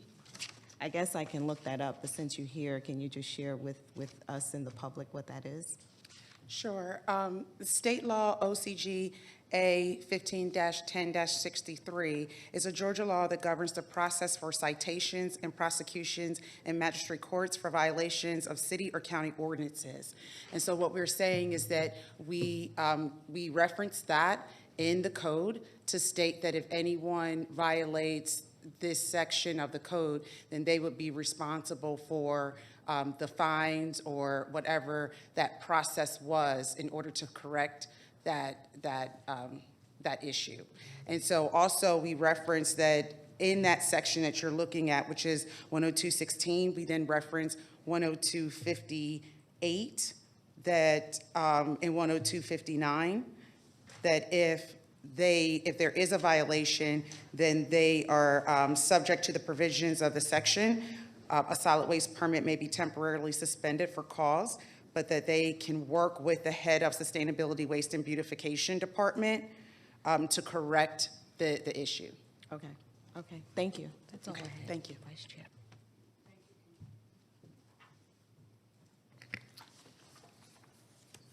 Okay, and I am submitting East Cobb Civic Association's comments for the record. I think I already gave Pam a copy. And I will get those to staff as well, because I thought Judy and everybody was copied, but I guess it was just the commissioners and the chair. So I will forward the email to you, Judy, as well. And I too had a question on the HOAs, the clubhouse, tennis courts, amenities being charged as the business calculation for impervious. So the residents will be paying the $475 individually for their home fee, but then the subdivision or HOA, if there's not one, there's not, a lot of subdivisions don't have HOAs that are older or covenants. So is there any way that the amenities can be charged as a residential instead of a business? Because it seems like we're charging them twice. Well, we're not charging them twice because some subdivisions don't have any amenities. Right. So each house pays for the house. Right. So if a subdivision has amenities, the contribution of the stormwater from those amenities needs to be paid for. So those are calculated as a business because it's not a residential purpose. It's not somebody living there as a house, as a residence, so it's treated as non-residential. Okay, but I'm just saying that could be a hefty fee if they have a pool, tennis courts, clubhouse, and amenities in their, common area. So the pool itself is no longer part of the definition for impervious. Okay. The decking around the pool, any concrete around the pool would be considered. I'm not aware of any stormwater utility that treats an HOA amenity area as a residence. Okay. Just a thought. Go ahead. Okay, well, I wanted to tag on to your question. So if the HOA, we're gonna tax their amenities, but say they've got 20 acres of green space in addition to their tennis courts and pool decking, how would they be charged? Because their percent of impervious surface is very low. given the amount of green space they have. So how would that be looked at? So first of all, this is a fee, not a tax. I just want to clarify that.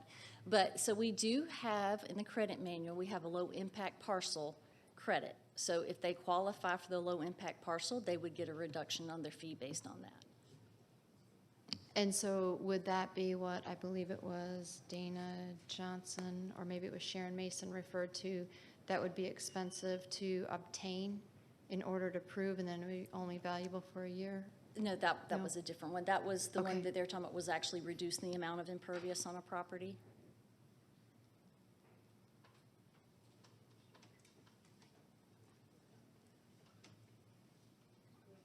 Judy, I just wanted to clarify, because you mentioned it, but I want to make sure it's clear, that an HOA has the same ability to apply for credits, just like any other non-residential would. That So- is correct. Okay.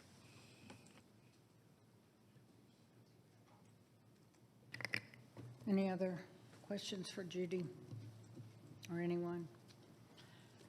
Thank you. Thank you. Okay, so that concludes our code amendment package presentation.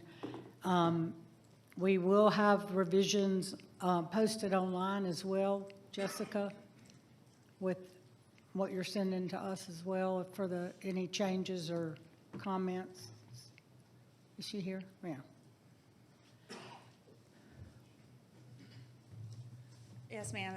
The updated drafts will be incorporated into the agenda that goes to print tomorrow, and also we'll be sure to update it on the page where the code amendments are posted on the website also with the latest and greatest versions that will be moving forward next week. Okay, thank you. So we'll have our second and final public hearing at 6 o'clock, November 20th, Thursday, not Tuesday. And then the vote on the package. Okay, so I think that takes us to public comment. Bill? Sure. Yes, ma'am. As the board provides the podium for public comment, it's appropriate to review some of the related meeting rules. Please state your name, and if you're speaking on behalf of an organization, all comments should be made to the commission as a body and addressed through the chair or vice chair in this instance. Public comment is not a dialogue with the board, but an opportunity for speakers to provide their comments to the board. No comment should be done in a slanderous manner. The board encourages, regardless of the topic, for the audience to be respectful and courteous to all speakers. Everyone attending this meeting should give others both the right to be listened and to be heard by treating each other with civility. Statements made during the public comments portion do not necessarily reflect the opinions of the board or the administration of Cobb County government. And there is a timer on the podium. Some of these may come off, I don't know, regarding some of them have already spoken, but we'll go through the list. Stacy Effrut.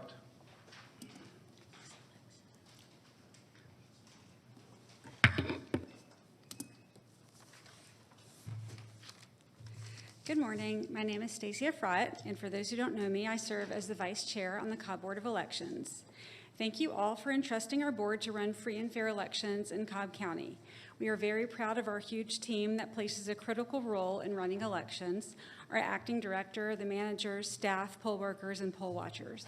We are all dedicated to democracy in this county. I would like to speak today about voters' accessibility. Normally, when we talk about accessibility, we are speaking of how easy it is for someone to cast a vote.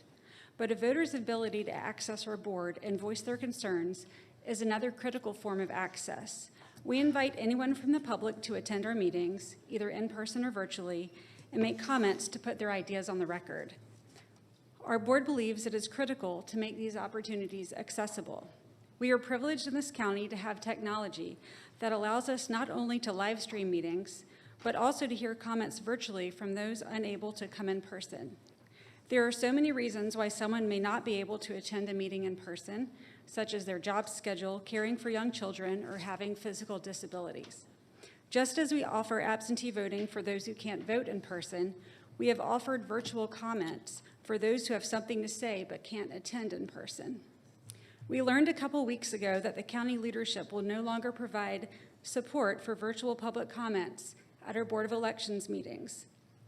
I am here to ask that you reconsider that decision and allow us to provide access to all Cobb residents to participate and share their thoughts with us.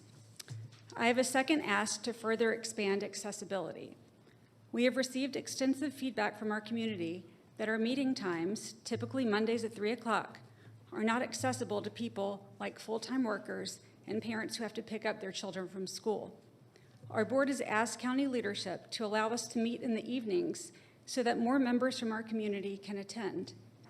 We can continue to meet in this room, or we can find an alternate location that provides appropriate technology and security. Up until now, county leadership has not been willing to support this change. I am also asking you today to support our move to some evening meetings next year with the same level of security and technology that we have today. Yesterday, I read an article in the MDJ with a quote from Chair Cupid, which feels very relevant now.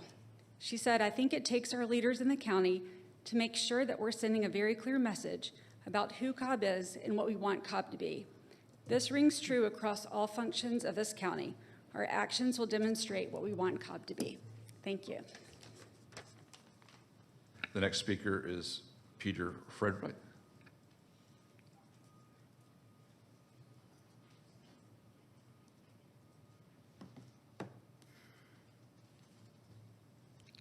My name is Peter Friedrich. In October, I told you about the precedent it sets. So today, what SB 375 costs Cobb County. Cobb County built a knowledge economy. Kennesaw State University, with 43,000 students, generates $1.2 billion in annual economic impact. Strong technical colleges and educated workforce attracting sophisticated businesses. Senate Bill 375 threatens that entire ecosystem. SB 375 adds Hindu phobia to state discrimination law, antagonistic attitudes towards Hinduism, never defines Hinduism or Hindu or what constitutes antagonistic attitudes. Universities that receive state funding must investigate discrimination complaints. KSU will face Hindu phobia complaints about faculty research. A KSU professor researches how governments use legal systems to target minorities. She publishes peer-reviewed analysis of India's communication shutdown in Kashmir, the longest internet blackout ever imposed by a democracy affecting 7 million people. Someone files a Hinduphobia complaint, KSU must investigate whether this scholarship constitutes antagonistic attitudes towards Hinduism. A different professor researches government demolitions. Human Rights Watch has documented authorities bulldozing Muslim homes as collective punishment. Another Hinduphobia complaint, investigation required. A graduate student writes a thesis on religious freedom violations. Complaint claims antagonistic attitudes. Watch what happens. KSU administration instructs faculty to avoid research topics that generate complaints. Department chairs discourage controversial thesis topics, curriculum gets sanitized. Academic freedom dies through institutional risk management. When KSU cannot recruit competitive faculty because Georgia makes research legally hazardous, enrollment suffers. Lower enrollment means less student spending in Cobb, housing, retail, tax revenue. When businesses requiring political risk analysis see Georgia University sanitizing curriculum, they locate elsewhere. KSU's $1.2 billion impact depends on academic credibility. SB 375 undermines it. SB 375 also applies to Cobb County employees. A county planner discusses India's politics during lunch break. Citizenship revocations, conversion bans. Someone files a complaint. HR investigates whether discussing documented government actions equals religious discrimination. Senator Sean Still admits his legislation came from conversations with Kona and the Hindu PAC of Georgia. Leaders and donors from both organizations have also been activists with the Overseas Friends of the BJP, registered with the Justice Department as a foreign agent for India's Hindu nationalist ruling party. These same activists donated to Still's campaign. He took their money, pushed their legislation. Other counties are watching what Cobb does. Your size matters. Pass a resolution opposing SB 375. State clearly Cobb's knowledge economy depends on academic freedom at KSU. You oppose legislation making scholarly inquiry legally hazardous. Oppose SB 375. And I have an information handout for every member of the commission. Thank you. The next speaker is Craig Harfoot.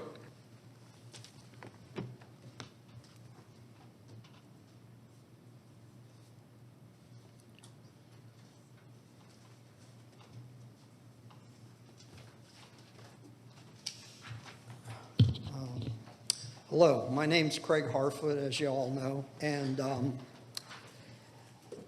I'm going to say for a public hearing on all this really important code amendments, it's like we have public suppression. It's like there's nobody here talking on either side.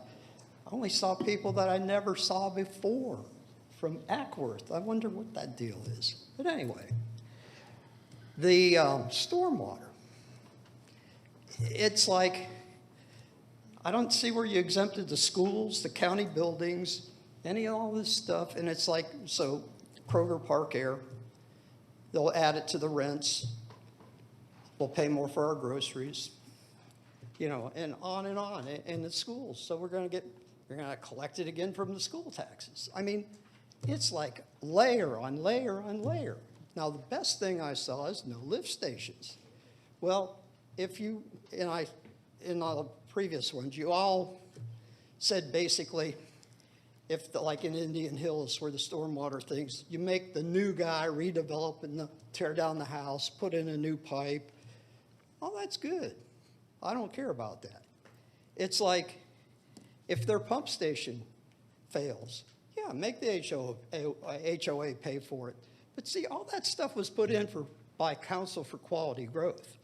It's, you know, it's like we're not going to pay for it. We're going to make the future buyers pay for all this stuff. And trust me, the Cousins Indian Hills, the county replaced all the asbestos water pipe with iron pipe. They paved the roads, you know, and now the stormwater. But the stormwater is just through a few lots, and if you watch the video, you won't vote for any of that stuff because you'll understand. The majority of all these infrastructure you want to maintain are under the roads. They actually just take it across the road and then dump it somewhere in people's yards. And then you're going to tax them for that. It's insane. It's just totally insane. And you can raise the millage rate if you need more tax money, but to do this, you're going to harm. Well, there's empty commercial lots right now. And with that extra tax on it, with no tenants, see, they can get their taxes down if they only get certain income. You're going to tax all that property right out of their hands. Is that your goal? I can't believe the room isn't full of commercial businesses in here right now saying this is going to kill us, because it will kill them. And I really hope, watch the video so you understand what the county asks for more money and you go, oh yeah. Mr. Harfoot, your time's up. The next speaker is Tiffany Howard.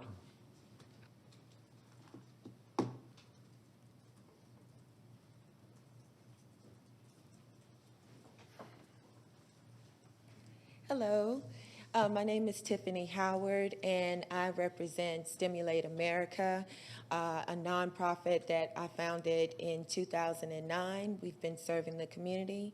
One of our initiatives is our Magnolia Club, which serves seniors age 60 and over. And right now, our seniors are faced with significant food insecurity challenges. Before the government shut down and SNAP and everything has been paused for many households, our seniors here in the state of Georgia lost their Sonder health care. 25,000 seniors lost Sonder health care that not only provided them with health services, but also nation's benefits cards, which allowed them to purchase groceries and pay for even their cell phone bills. And of course, with inflation continuing to rise, it is critical and hurtful to people who are on a fixed income. So what we are doing to mitigate some of this damage is that we are having our first Magnolia Club fall food distribution.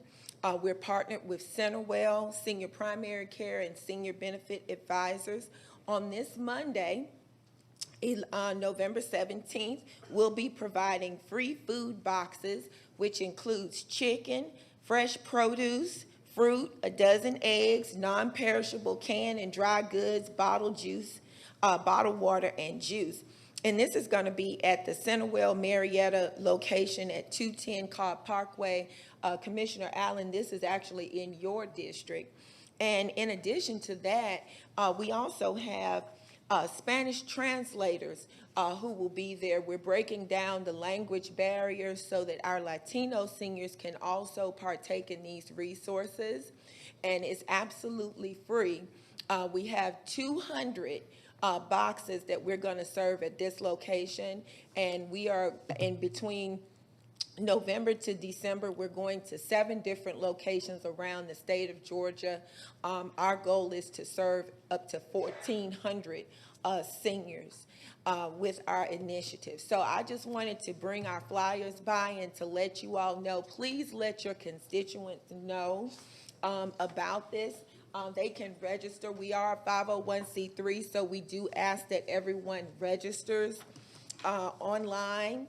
They can go to our website, which is stimulateamerica.org, or they can call our registration line at 470-472-5505 and register. The only requirement is that you are age 60 and over. And really, to be honest with you, I don't... Ms. Howard, I'm sorry, your time's up. Oh. Yeah, the next speaker is Susie Clark. Ms. Howard, you can put the flyers in the table in the lobby for people to pick up as they leave or come in. Okay, thank you. Now email me too, so you can get it out. Yes, ma'am. Thank you.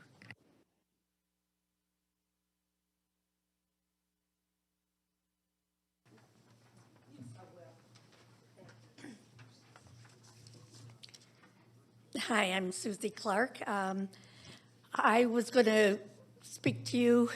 Actually, Stacy from the Elections Department did. I want to reiterate I wanted to thank you guys for your service because I know it's a lot of headache. But we need to get or keep having that call-in for the Board of Elections because it's needed. They usually have a lot of call-ins at the meetings here, and to find out that it was going to be limited because of Cobb County, I wanted to ask you to do that. And also, I didn't know that, we'd need the later meetings for the Board of Elections because there's a lot of people that can't get to that meeting. The meeting times, I think they're like 3 o'clock. And I do know that they are losing lots of precincts for the voting, and we need help. They need help finding new polling places. I have been working at one that is not suitable for elderly and where it is.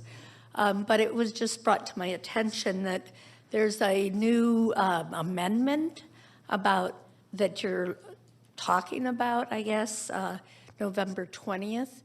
I know that many of you are very concerned about the homeless population. The Shady Grove Baptist Church where I work is one of those areas that have a lot of homeless. The church assists with the homeless, but during the warmer months, there's a lot of homeless congregating in that area. And so especially women, elderly women, having to walk past them is a little nerve-wracking on them. And of course, we don't want to disenfranchise any voters. So that's a location they know that they need to find a different place, but they're losing a lot. They mentioned a lot of precincts this time because of overuse this last year. But I would like you to focus on the homeless population. Usually they're homeless for a reason, and something needs to be done more than just having those homeless shelters or homeless areas, the encampments or whatever they are, be just pushed out by the police. We need to focus on the homeless in this area. Prices are so expensive. I appreciate your attention to that matter. Thank you. Thank you. The next speaker is Jessica Schelling. Jessica Schelling. She may have left. That's the last speaker for the first portion of public comment. Okay, do we have any for the second portion? We don't yet. Okay.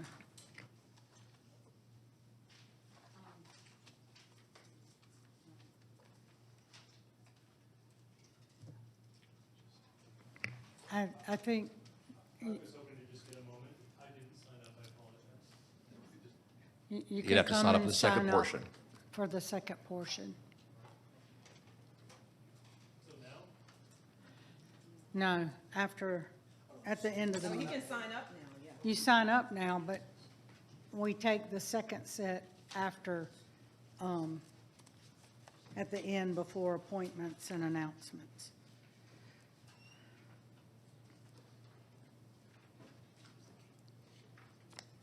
So we do have slots for 10 people at the beginning and end, correct? So we only had 6 sign up for the first portion? It's too late to sign up, to move them up? Okay. That's why I said, you asked about the second portion, they have it through the rest. They have it through the rest of the meeting in order to be able to sign up if they want to. That's the way that works, so. Okay. Okay, so now we're going to move to consent.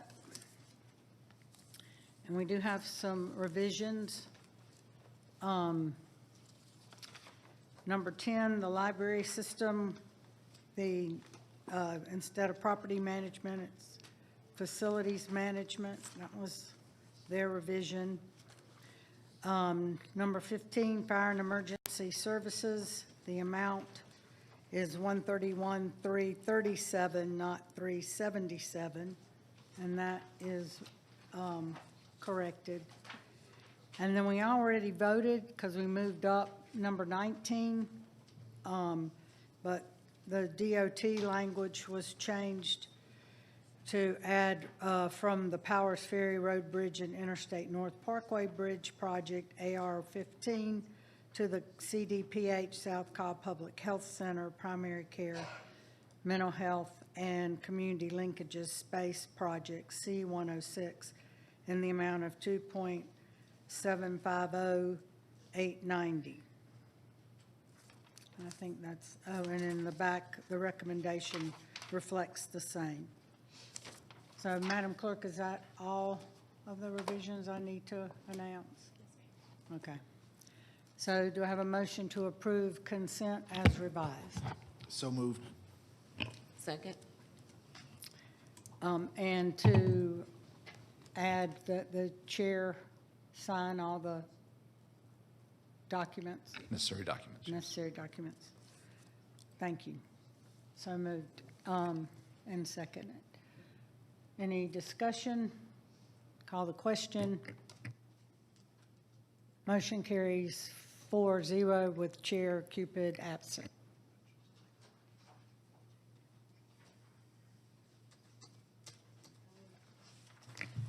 So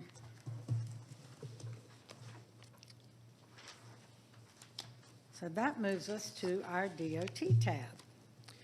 Good morning, Commissioners. County Manager Drew Ressler with the Department of Transportation, and we have 8 items on the regular agenda for your consideration this morning. Our first item is to recommend the Board of Commissioners approve a contract with Advanced Sports Construction LLC in an amount not to exceed $137,748 for drainage system repairs on Ling Drive, project number B22182. Authorize the corresponding budget transactions and further authorize the chairwoman to execute the necessary documents. Commissioner Sheffield. So moved. Second. Any discussion? Call the question.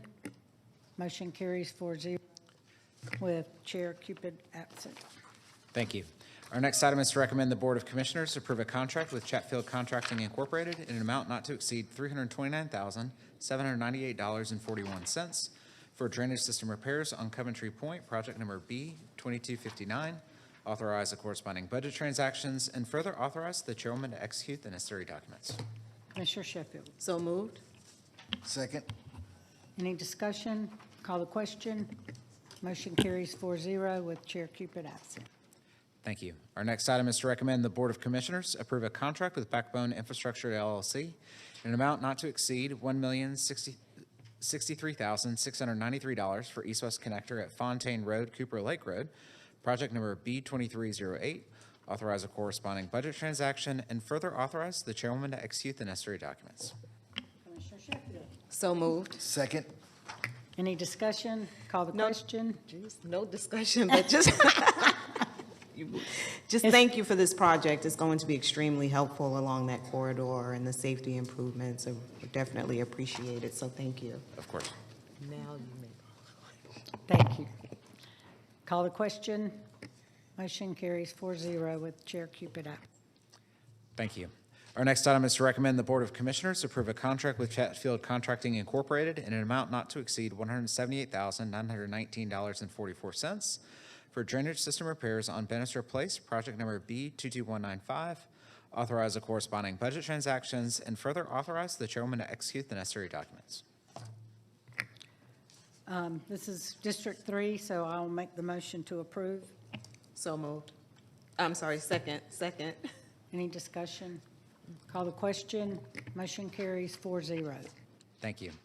Our next item is to recommend the Board of Commissioners approve project number B2454, task order number 1 to the 2025 master task order contract with VHB in an amount not to exceed $499,770 for preliminary engineering design of Barrett Parkway corridor traffic signal improvements. Authorize a corresponding budget transaction and further authorize the chairman to execute the necessary documents. Commissioner Gambrill. So moved. Second. Any discussion?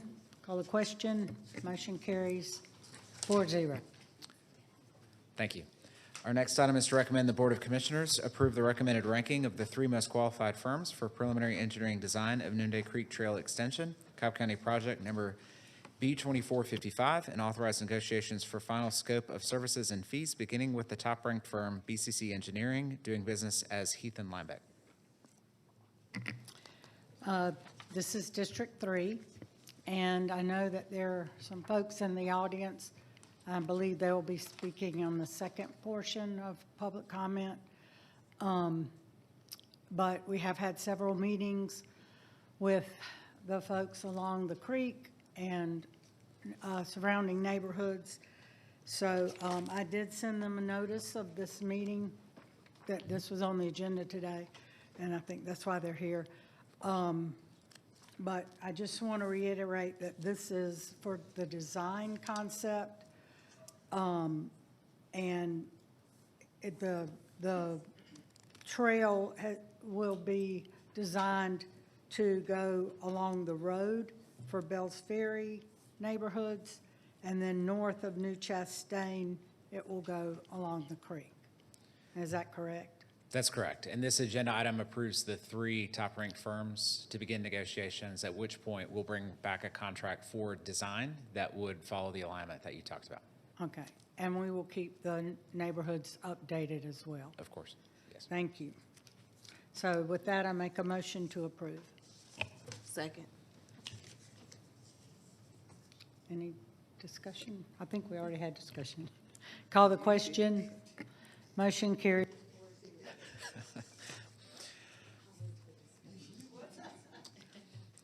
Thank you. Thank you all for being here. Yes, thank you. Our next item is to recommend the Board of Commissioners approve project number B2724, task order number 1 to the 2025 master task order contract with American Engineers Incorporated in an amount not to exceed $450,472 for engineering design of Spring Hill Parkway sidewalk. Authorize a corresponding budget transaction and further authorize the chairman to execute the necessary documents. Commissioner Allen. So moved. Second. What? Any discussion? Yes, thank you for moving this forward. This is a huge step for safety for those walking along Spring Hill Parkway, so thank you for moving it. Of course. Thank you. Call the question. Motion carries 4-0. Good act. Thank you. And our final item this morning is to recommend the Board of Commissioners approve the Second Amendment to the Georgia Transportation Infrastructure Bank Agreement with the State Road and Tollway Authority for Old 41, project number X2609, and authorize the chairman to execute the necessary documents. Commissioner Gambrill. So moved. Second. Any discussion? Call the question. Motion carries 4-0. Thank you.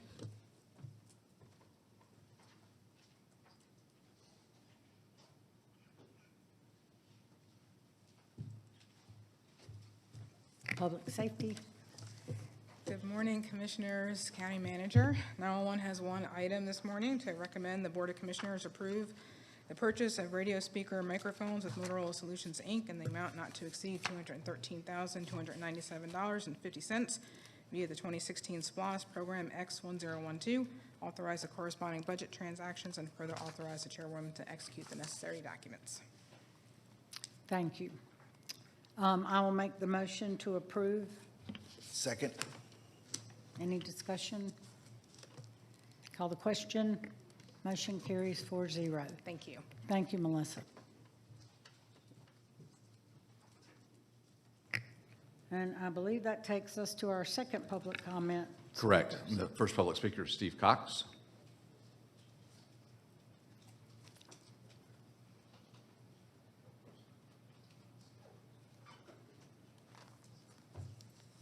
Hi, everyone. First timer. So I apologize for not knowing your protocols, and I'll do better. I live in Smyrna, but I just wanted to make a quick comment on the homeless amendment that's been discussed a little bit today. And again, I apologize for not knowing all the history and the ins and outs of that situation, but from what I've gathered, the harm being done feels like it's covered by existing law, right? We have trespassing laws, we have littering laws, and we have fire laws, right? Arson laws.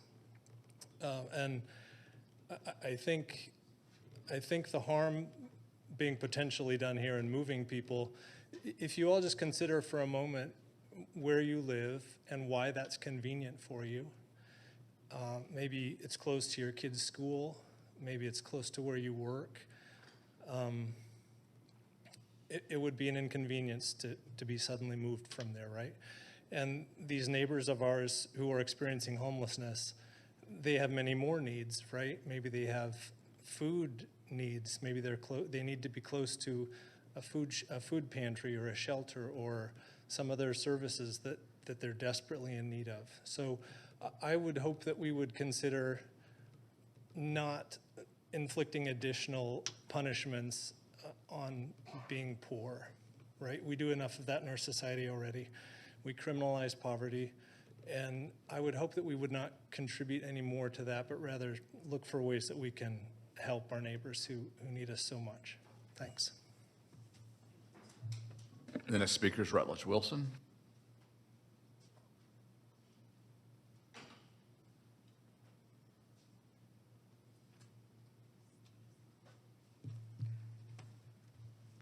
Hello, my name is Rutledge Wilson. I'm a property owner at Shannon Drive at the end of the backside of the neighborhood on the creek bottom. This comment is regarding the Noonday Creek Trail.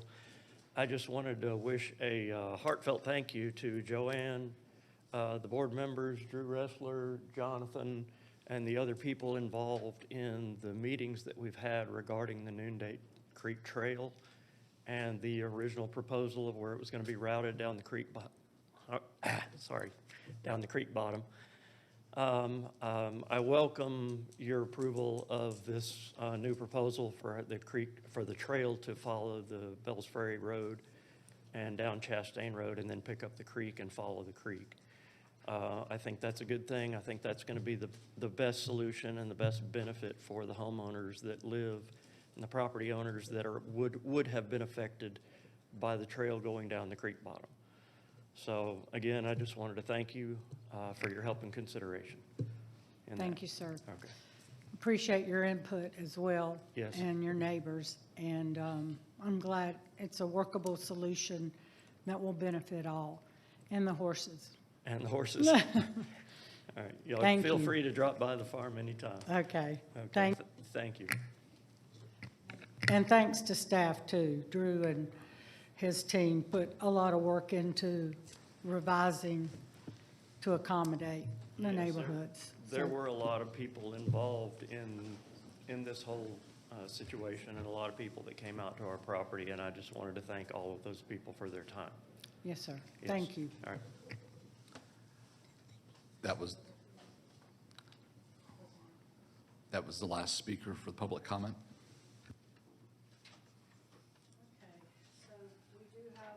A couple of appointments. The first one is to approve the reappointment of Troy Refuge to the Board of Tax Assessors. And this is a reappointment from the chairwoman. So I'll make the motion to approve. Second. Second. Any discussion? Call the question. Motion carries 4-0 with the chair absent. And Commissioner Sheffield, you have the next announcement. I do. I'd like to announce the reappointment of Geraldine Savage Aldridge to the Historic Preservation Commission. Thank you. Okay, so that takes us to our Commissioner's public address. So we'll start at the right end of the dais with Commissioner Gambrell. Thank you. The Cobb County Department of Transportation will host an open house sharing proposed improvements at the intersection of Villa Rica and Irwin Road from 5 to 7 p.m. on Wednesday, November 19th. The event will be held at Cheatham Hill Elementary School, which is located at 1350 John Ward Road in Marietta. This open house is an opportunity for the public to view the project, ask questions, and share your concerns. Our contest pumpkins are up for auction. Thank you to all the departments that participated in this year's pumpkin contest, benefiting Safe Path. Bidding is open through 10 a.m. on Friday, November 14th, with starting bids beginning at $10, and each pumpkin is made from durable materials, perfect for next year's porch display. And lastly, these are our top 3 from the Gambrell's Great Pumpkin Contest. We will let you decide who will be the winner, which will be announced next Thursday at our 6 p.m. meeting. Thank you.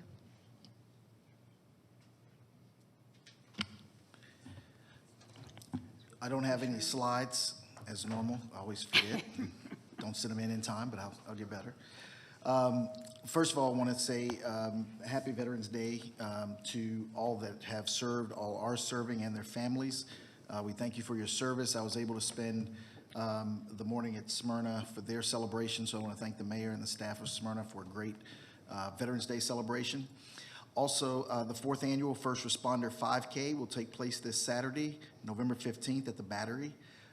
Opening ceremony will begin at 8 a.m. and on-site registration ends at 8:20. The next Unified Development Code public meeting will be Monday, November 17th, 6:30 to 8 at the Windy Hill Community Center. That's in District 2. That's 1885 Roswell Street in Smyrna. Help shape the future of our economic development in Cobb County by giving input into the Economic Development Strategic Plan. The final open house will be held on Tuesday, November 18th, 6 to 8 p.m. at Gritter's Library in Marietta.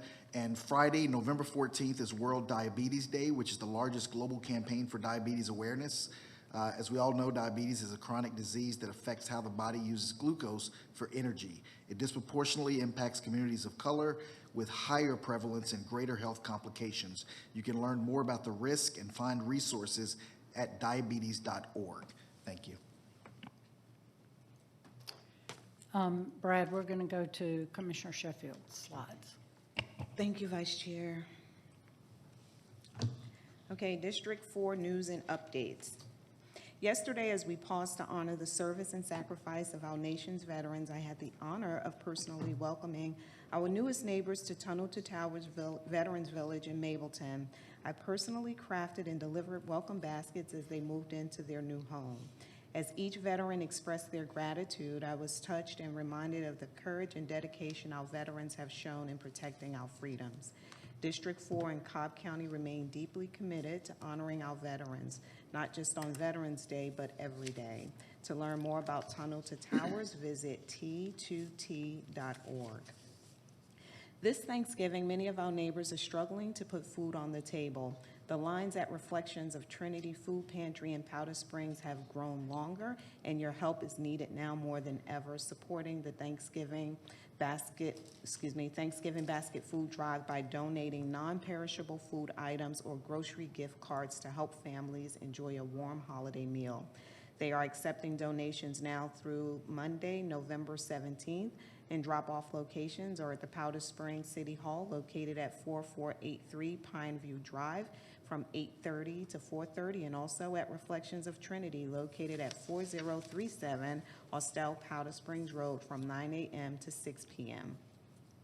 Exciting news for our community. Wellstar Cobb Medical Center will open its brand-new OB emergency department on Monday, December 2nd at 3950 Austell Road in Mableton.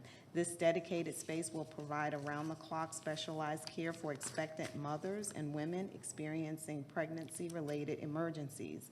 Staffed 24/7 by expert nurses and doctors, the OBED represents a heartfelt commitment to the health and safety of moms and babies across Cobb County. Join me, Keep Cobb Beautiful, in Kennesaw State University for my inaugural Project Golden Leaf. It's our senior fall beautification event this Friday, November 14th, starting at 9:30 a.m. Together, we will rake leaves and spruce up the yards of our senior residents, spreading warmth, care, and a little extra holiday cheer throughout our community. There is still time to make a difference and volunteer. Take advantage of this wonderful opportunity to roll up your sleeves, connect with neighbors, and make a meaningful impact. Please email ayana.young@cobbcounty.org for further details. And finally, the municipal election is over and the results are in, but your civic duty isn't done yet. If you want your voice to continue to be heard, make sure to participate in the upcoming special election for State Senate District 35 on Tuesday, November 18th. And congratulations to the November 4th election winners. Thank you. Thank you. So congratulations once again to Parks and Rec. Michael Brantley and his team received the State Award for Agency of the Year, among other awards, and they just keep coming from a great department. And we thank them and appreciate them for all they do for all of us and the citizens of Cobb and all of the other departments within Cobb as well. On Saturday, November 1st, I had the honor and privilege of attending the induction of, posthumously, of Colonel Mike Boyce, who was also chair of the Board of Commissioners, former chair, and also Amy Maud Stevens, Lieutenant Amy Maud Stevens, who's a resident of Cobb and constituent, being inducted into the Georgia Military Hall of Fame. It was a beautiful ceremony and great to recognize all of our veterans that were inducted and their stories and what they've done in the community beyond their service. Superior Pets for Patriotic Vets. We have had 2 more adoptions prior to Veterans Day. And if you're a veteran, we have free adoptions at the Cobb County Animal Shelter for dogs or cats. If you're looking to adopt your new best friend, and they're free. They have all their shots, they're microchipped, and they make great pets. We're grateful to Mr. Rubin and Mr. Pringle for their years of service to the military and for providing a loving home for these new family members. With these adoptions, our program is now up to 264 pets that have been adopted. And we have a couple of animal services events coming up. For those of you who just want to adopt and are not a veteran, there's special rates going on. There's also a microchip clinic from 9 to 2 this Saturday at Sewell Mill Park, 2055 Lower Roswell Road in Marietta. And all through November, all pets are $20 at the Cobb County Animal Shelter. Or you can donate cat or dog food, and the fee will be waived. You can go to cobbcounty.gov/animal-services to see what pets are available for adoption. Any comments from the county manager or Okay, so before we adjourn, I make a motion that we go into executive session to discuss matters reserved for executive session. Second. Call the question, any discussion, Do we call the take a full question? vote or just- What? Call the question. I did. Call the question. Push your button. Motion carries 4-0 with Chair Cupid absent. Maybe upstairs or what time? Yes, in the third floor boardroom. What time? Now. In 5 minutes, 11:30. Thank you, and thank you all for being here today.